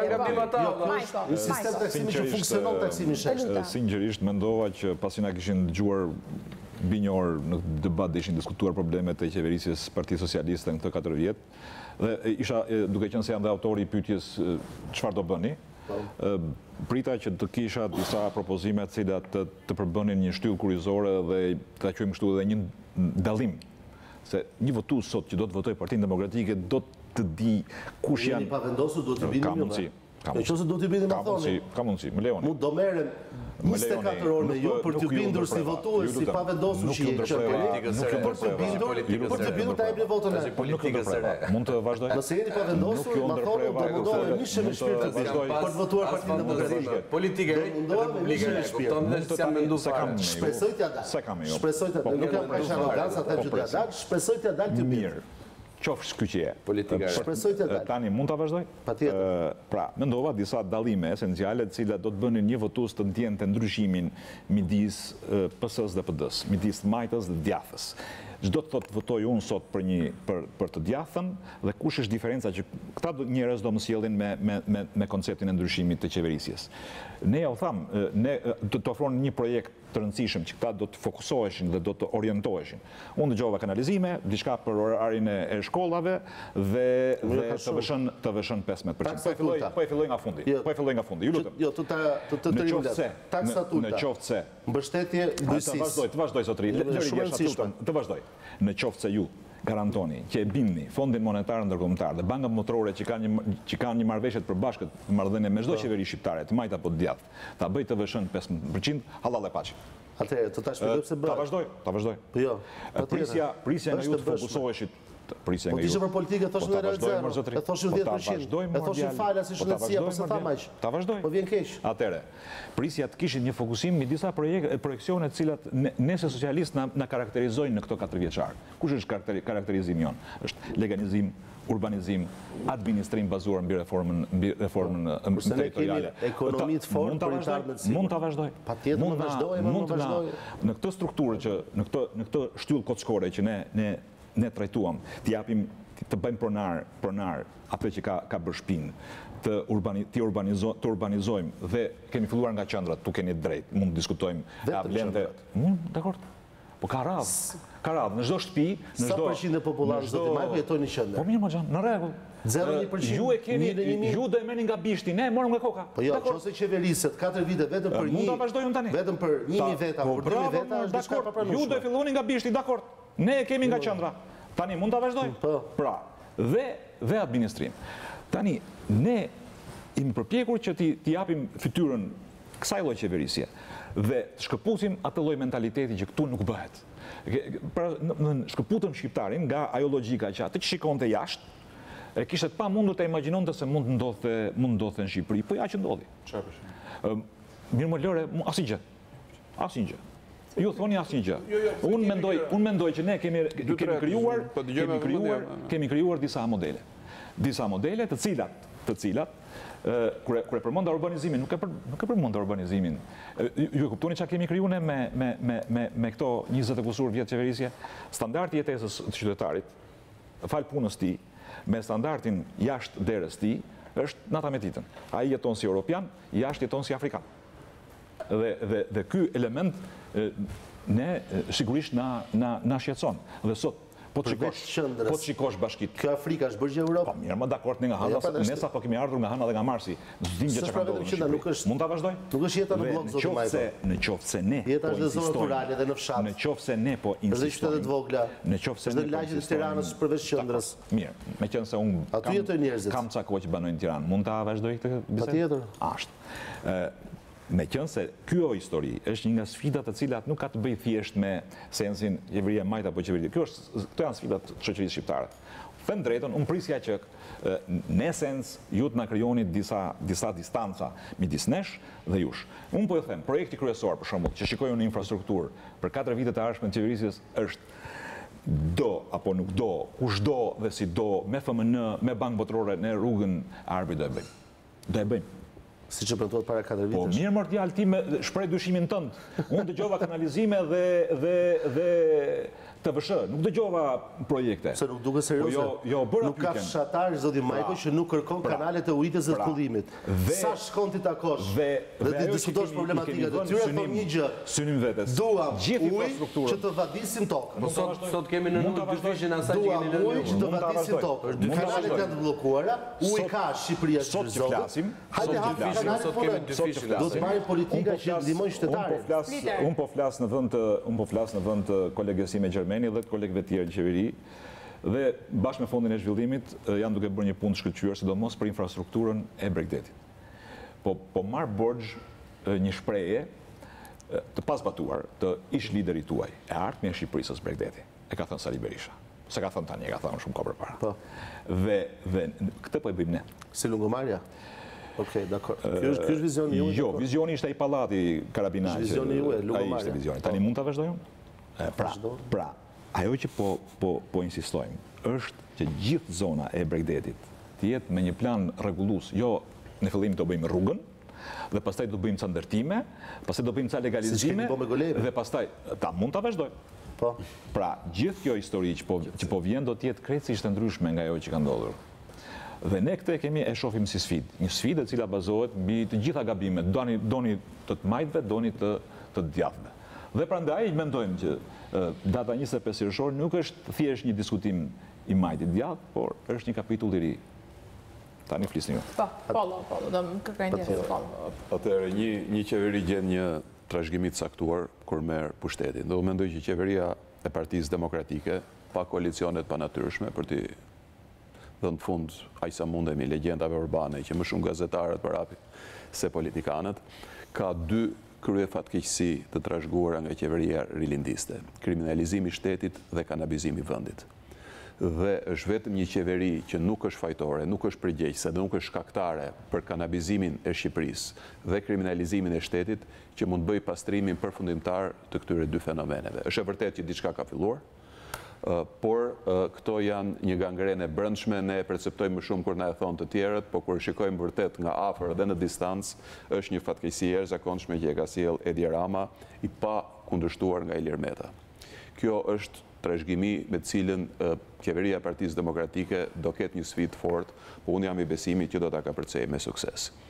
Lidhur me programet ekonomike, dallimi i majtit djathtë, është e vërtetë që është e thjeshtë. Qeveria djathtë kërkon taksa, do të aplikojë taksa më të ulta, por në rrethanet shqiptare taksat më të ulta shoqërohen dhe kjo është përvoja e 8 viteve të Partisë Demokratike me të vjelat e taksave më të barabarta dhe më të ndershme. Kur janë taksat larta me një sistem tatimor të dobët, për më tepër me korrupsion të rënd, nuk mblidhen në mënyrë të barabartë. Takse ullët paguajnë të gjithë. Ky është një parim i njohur dhe në vende me stad zhvillimi si Shqipëria. Prandaj parashikimi është dhe u vërtetua vitin parë që të ardhurat janë më të larta. Këto të ardhura unë do ndalesha tek bujqësia, sepse e kam të freskët kërkesën.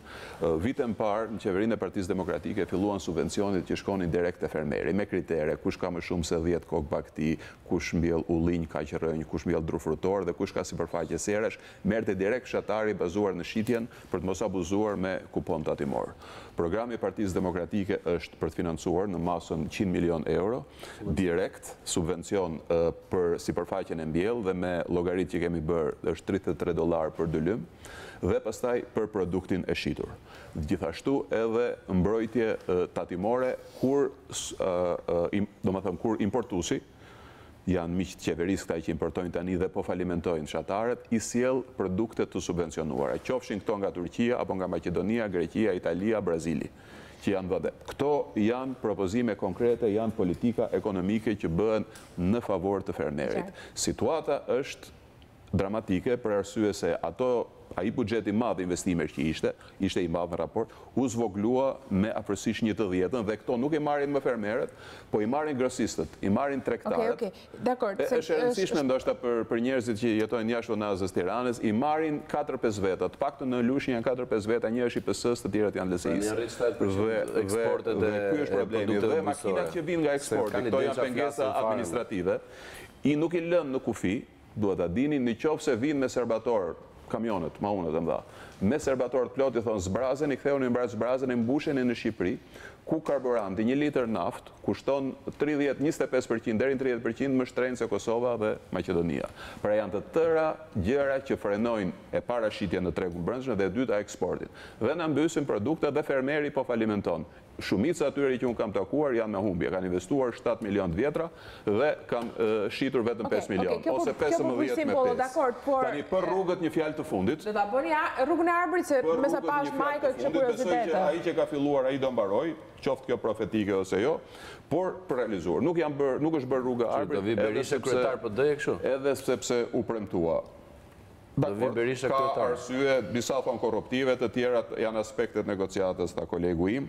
Tani, unë për rrugët nuk po i mas tonë për rrugën e arbrit, sepse është një standard shumë i lartë për të matur qeverinë Rama. Po unë, dhe këtë e them vazhdimisht, kam thënë në parlament, ndoshta ma keni dëgjuar, janë dy rrugë të rëndësishme për Shqipërinë, autostrada Tiranë-Vlorë dhe Tiranë-Korçë, kjo përmes tunelit. Dhe u bën sa u bën, por një segment në këtë Tiranë-Vlorë, një segment midis Mbrostarit para Fierit dhe Levanin mbas Fierit, nuk arriti të bëj. Nuk e bëri dot qeveria Partisë Demokratike e pranon. Po u bëj gjithë pjesa tjetër. Dhe nga ana e Elbasanit, nga tuneli deri te Tegu, prap nuk është bërë. 4 vjet qeveria e Rama, 2 segmentet vogla. 12 kilometra njëri, 14 tjetri, mos gaboj, nuk që aftë bënd të qoftë edhe 1 metër asfalt të progresonde. Dhe kjo është tregus i bilancë. Unë besoj që këto do përfundojnë, këto janë gjëra që i ndjen çdo njeri që tregojnë. Se kur bëjmë bilancë e qeverisë, unë i kthehem prap mungesës se një bilancë e kam dhe obsesion. Është një situatë, lutem mos ndërpre. Është një situatë faktike. Hajde dëgjoj buxhetin Është një situatë, unë merr me kilometrat e asfaltit tani. Po nuk i bëri për 4 vjet, ndërkohë për 8 vjet u bë shumë më tepër se kaq. Hajde dëgjoj, fute kokën atë dëgjoj. 92% e kontratave që ne zbatojmë sot janë lidhur që në kohën e zotit Berisha. Kupton çka ka bë? Ka marrë gjithë rrugët e mundshme të Shqipërisë, i ka bërë dhe i ka lidhur me 1000 euro rrugë që bëjnë 20 milion. 92% e kontratave që zbatohen sot janë lidhur që në atë kohë. Sepse nuk bën. Dhe sot nëse mund shtoj dhe zoti Majko do në kuptoj, trashëgimia e keqe, fatale, e kësaj qeveri janë dhe koncesionet. Nuk është bërë rrugë, nuk janë bërë shkolla dhe spitale, shpjegojnë ekonomistët, sepse 120 milion me një firmë të kryeministit janë marrë nga buxheti i shtetit, sektori shëndetësisë, dhe janë transferuar X miku apo mikeshe të kryeministit. Dhe kjo e thanë buxhetit. Nuk ka më çfarë të bëjë as shëndetësia, përkatësisht arsimi, ku nuk është ndoshta kaq dramatike, dhe sektorët të tjerë. Po parat janë tharë. Kanë shkuar në koncesionet të cilat deri unë nuk di më përpara që Parlamenti Evropian bënte rezolutë, bënte kritikë dhe të bërë kjo, por që të flasi specifikisht, dhe është raporteri Majte i Gjermani që e bën, të flasi për problemet me PPP-t që bën Shqipëria, është hera parë që e dëgjoj të kërkoj ndose ka dalë dhe tjetër. Pra këto janë gjëra shumë të rënda që qeveria e PD-s dhe Basha duhet të përballet, po unë besoj që do dali me sukses. Pastaj dallimet janë dallimet ekonomike dhe ajo që premton si cila palë mirë qeverisje. Kjo palë ka premtuar shtet ligjor dhe përmend reformën drejtësi që do filloj të zbatohet. Ndërkohë që shkeljet e ligjeve krahasuar me mpara janë masive nga administrata, deputetët nuk kanë faj. Shkeljet janë masive në çdo. Për pensionet e ish ushtarakëve, keni pozicion? Pensioni minimal, si pas programit Partisë Demokratike, do jetë 250.000 lek të vjetra. Dhe mbi të do jenë pensionet si pas vjetërsisë dhe kritereve që ka në kontributet qëgjërore. Sigurim qëgjërore. Zoti Majko si gazetare. Zoti Majko nëse s'do ishte bërë deputet. Edhe ju keni bërë pyetje, në këtë polinë dhe është normale. Me mirë kuptimin e zonjës Seni dhe besoj që po ata që na dëgjojnë nga ekrani më kuptojnë shumë mirë mua. Meqense ju keni qenë edhe sekretari i përgjithshëm i Ministrisë Financave. Ka një ndryshim të pozicionit të Partisë Demokratike për pensionet e ish ushtarakëve? Të tërë pensionet, neve kemi prioritet pensioni 650.000 pensionet, jo vetëm ushtarakët. Sepse juve këtë keni kapeni me një kokë rare dhe aty dojnë të bënë gjithë të tërë demagogjin tuaj. Ju asiguroj që 650.000 pensionistë do kenë prioritetin e qeverisë Lulzim Bashës dhe do t'jenë në vëmendjet e tij maksimale. Ç'mos do bëjmë? Me mirë menaxhim fondesh publike, me rritjen e të ardhurave buxhetit shtetit që pensionet të rriten. Dhe pensioni minimal do të jetë 250.000 lekë. Shumë e vështirë, sfidë shumë e madhe, por ne kemi besim që do ja dalim deri në ditën e fundit të mandatit, tu do të jemi përsëri, shpresojmë që t'ja dalim. Për sa i përket atëherë edhe për t'ju bindur, meqense jeni vazhdoj përsëri dhe unë të bindoj që jeni votuesi pa vendosur, ju asiguroj që programi e Partisë Demokratike ulja e taksave, ulja të TVSH-s 15%. Mbështetja e sektorit të bujqësisë me subvencione dhe me investime. Rritja e pensionit minimal në masë 250%. Keni përsëritur. Lufta ndaj varfërisë, lufta, ose këtë në bëjtje, për të kemi të qytetarët. Është një listë dëshirash, është një listë dëshirash. Ky është një program, nuk thanë si. I mirë studiuar, lexojë programin. Argumenti kryesor se si do t'i bëjnë gjërat, na kanë bërë gjermanët. Lufta ndaj ato gjermanët që blem ne, kupton dhe që çfarë muhabeti. Lufta ndaj varfërisë, mbështetjen maksimale arsimit të lartë të sistemit të shëndetësisë. Hapën lexoj programin, shosh kur vjeni pa përgatitur në emision zoti Bushati. Program? Kur vjeni pa përgatitur lexoj, futu në sajtin e Partisë Demokratike. Program juaj? E ke aty me 100 faqe program. Djas Lulzim Basha dela në flet kod. Hape. Merret me fiqe dhe me penë. Po rrie burr. Që ti je më për vetë ai programi. Ti je më i përgatitur Bushati. Vetëm listë dëshirash kanë. Asnjë nuk thonë si. Domethënë çdo gjë është një listë dëshirash. Si një kalama aty që dele dhe bën çfarë dëshiron për datëlindjen. Jo tash ti bëjmë një pyetje. Po bëu dhe unë rolin e zonës Vasilis dhe zotit Secili bën rolin e vetë. Jo, çfarë do bëni 4 vite të ardhshme? Ne do të zbatojmë reformën drejtësisë, sepse reforma drejtësisë është vetëm një gjë që do mundsoj, që do mundsoj qytetarët. Çfarë do të bëjë Majta është tjetër. Ekonominë dhe ne luftojmë për pozimin e sot siç luftuam për reformën drejtësisë. Edhe ju nxorëm edhe ju si ketri nga çadra. Shokun e arbërt ju tha Majko. Ne do merrem me punësimin, sepse punësimi është problemi kryesor. Sinqerisht mendova se do fliste diçka më tepër për shtresën e ishtë përndjekurve që ne patëm një debat paraprakisht. Dhe mendova se do kishin një shifër për atë që... Në kene programin tonë, zoti. Mund të vazhdoj. Në kene programin. Mirë, dakord. Besoj që do na përballnin një alternativë të qartë dhe shumë më detajuar lidhur me këtë shtresë që siç bëron pyetje për ushtarakët mund të kundër përgjigje edhe për këtë temë. Mendova se do të kisha një përgjigje më elokuente lidhur me çështjen e trajtimit të ish-pronarëve dhe të kthimit dhe kompensimit të pronarëve pasi çfarë do bëni ju 4 vite të ardhshme vjen keq. Zoti Majko, jeni qeveritar. Pjesa PD-s pra, jeni qeveritar. Jeni pjesa PD-s, harroj fare. Mund të vazhdoj. Çfarë do bëni dhe ju? Ju lutem, Jeni alternativën tuaj. Ne japim Jo, nuk është kjo tema, të lutem, se ndryshe do na duhet të rrimë edhe 60 minuta. Ai është një emision tjetër. Mendova, po mirë tani, derisa treqeleku emisionit vazhdoj duke thënë jep një llogari, ne mund t'ju bëjmë ndonjë lloj oponence për ato që po thoni? Kur treqelek, ne munduam treqelek emisionit të kërkojmë llogari, me qenë se me lejen e zonjës Eni që është drejtuesja e emisionit. Mendova që për ish-pronarët do të kishim një pamje të plot, pasi flitet për 2 shtresa të cilat janë të djatha dhe për fat keq janë vrarë nga djatha, ose nga ata që janë konsideruar si të djathtë. Dhe sot nga pikpamja financiare ata trajtohen dhe brenda grupit ton ka një debat për këtë. Për shembull për çmimin e tokës, unë hy tek personat që e kam kundërshtuar trajtimin e çmimit me çmimin e atërshëm. Po. Atë që hodhi po gjykata kushtetuese. Mund ta vazhdoj, nuk po. Dhe kemi pasur debatet natyrave të tilla që i kanë qenë debatet munguara në Parlamentin shqiptar. Hiç në një diskutim të ndonjë fenomeni të djathtë që ekziston brenda partisë ose ka ekzistuar brenda Partisë Demokratike. Prandaj sinqerisht mendova që sot do të kishim një pamje më të plotë të këtij fenomeni qeverisës që vjen në emër të djathës dhe që quhet Parti Demokratike. Megjithatë mendoj që ka një thatësirë të madhe në mënyrën se si këta duan të ofrojnë shoqërisë shqiptare dhe sinqerisht ndihemi shqetësuar në këtë drejtim. Nga ajo që dëgjoj nga përfaqësuesit e Partisë Demokratike, nëse më lejojnë, shoh vetëm një dëshirë për të ardhur të administruar pushtetin, po pa qartësi totale për atë që duan të bëjnë duke ardhur në pushtet. Ju sugjeroj të lexoni programin e Partisë Demokratike. Po ta lexojmë ne, mos ditë se shikoni që qytetarët kemi për ta lexuar programin tonë. Unë kam minuta. Po mirë të lexojmë programin. Të majtës kemi ende ditë do të diskutojmë. Sot fokusi ishte sigurisht premtimet elektorale të majtëve në 2013 dhe premtimet e sotme të Lulzim Bashës. Unë ju falenderoj që ishit me mua, zoti Majko, zoti Bushati, zoti Polo, zoti Teliti, faleminderit dhe ju që na ndoqët nderuar teleshikues. Ritransmetimi është sot rreth mesnatës, dhe nesër rreth orës 14. Ndërkaq takimi i ardhshëm me Studion e Hapur është për të martën që vjen. Natën e mirë.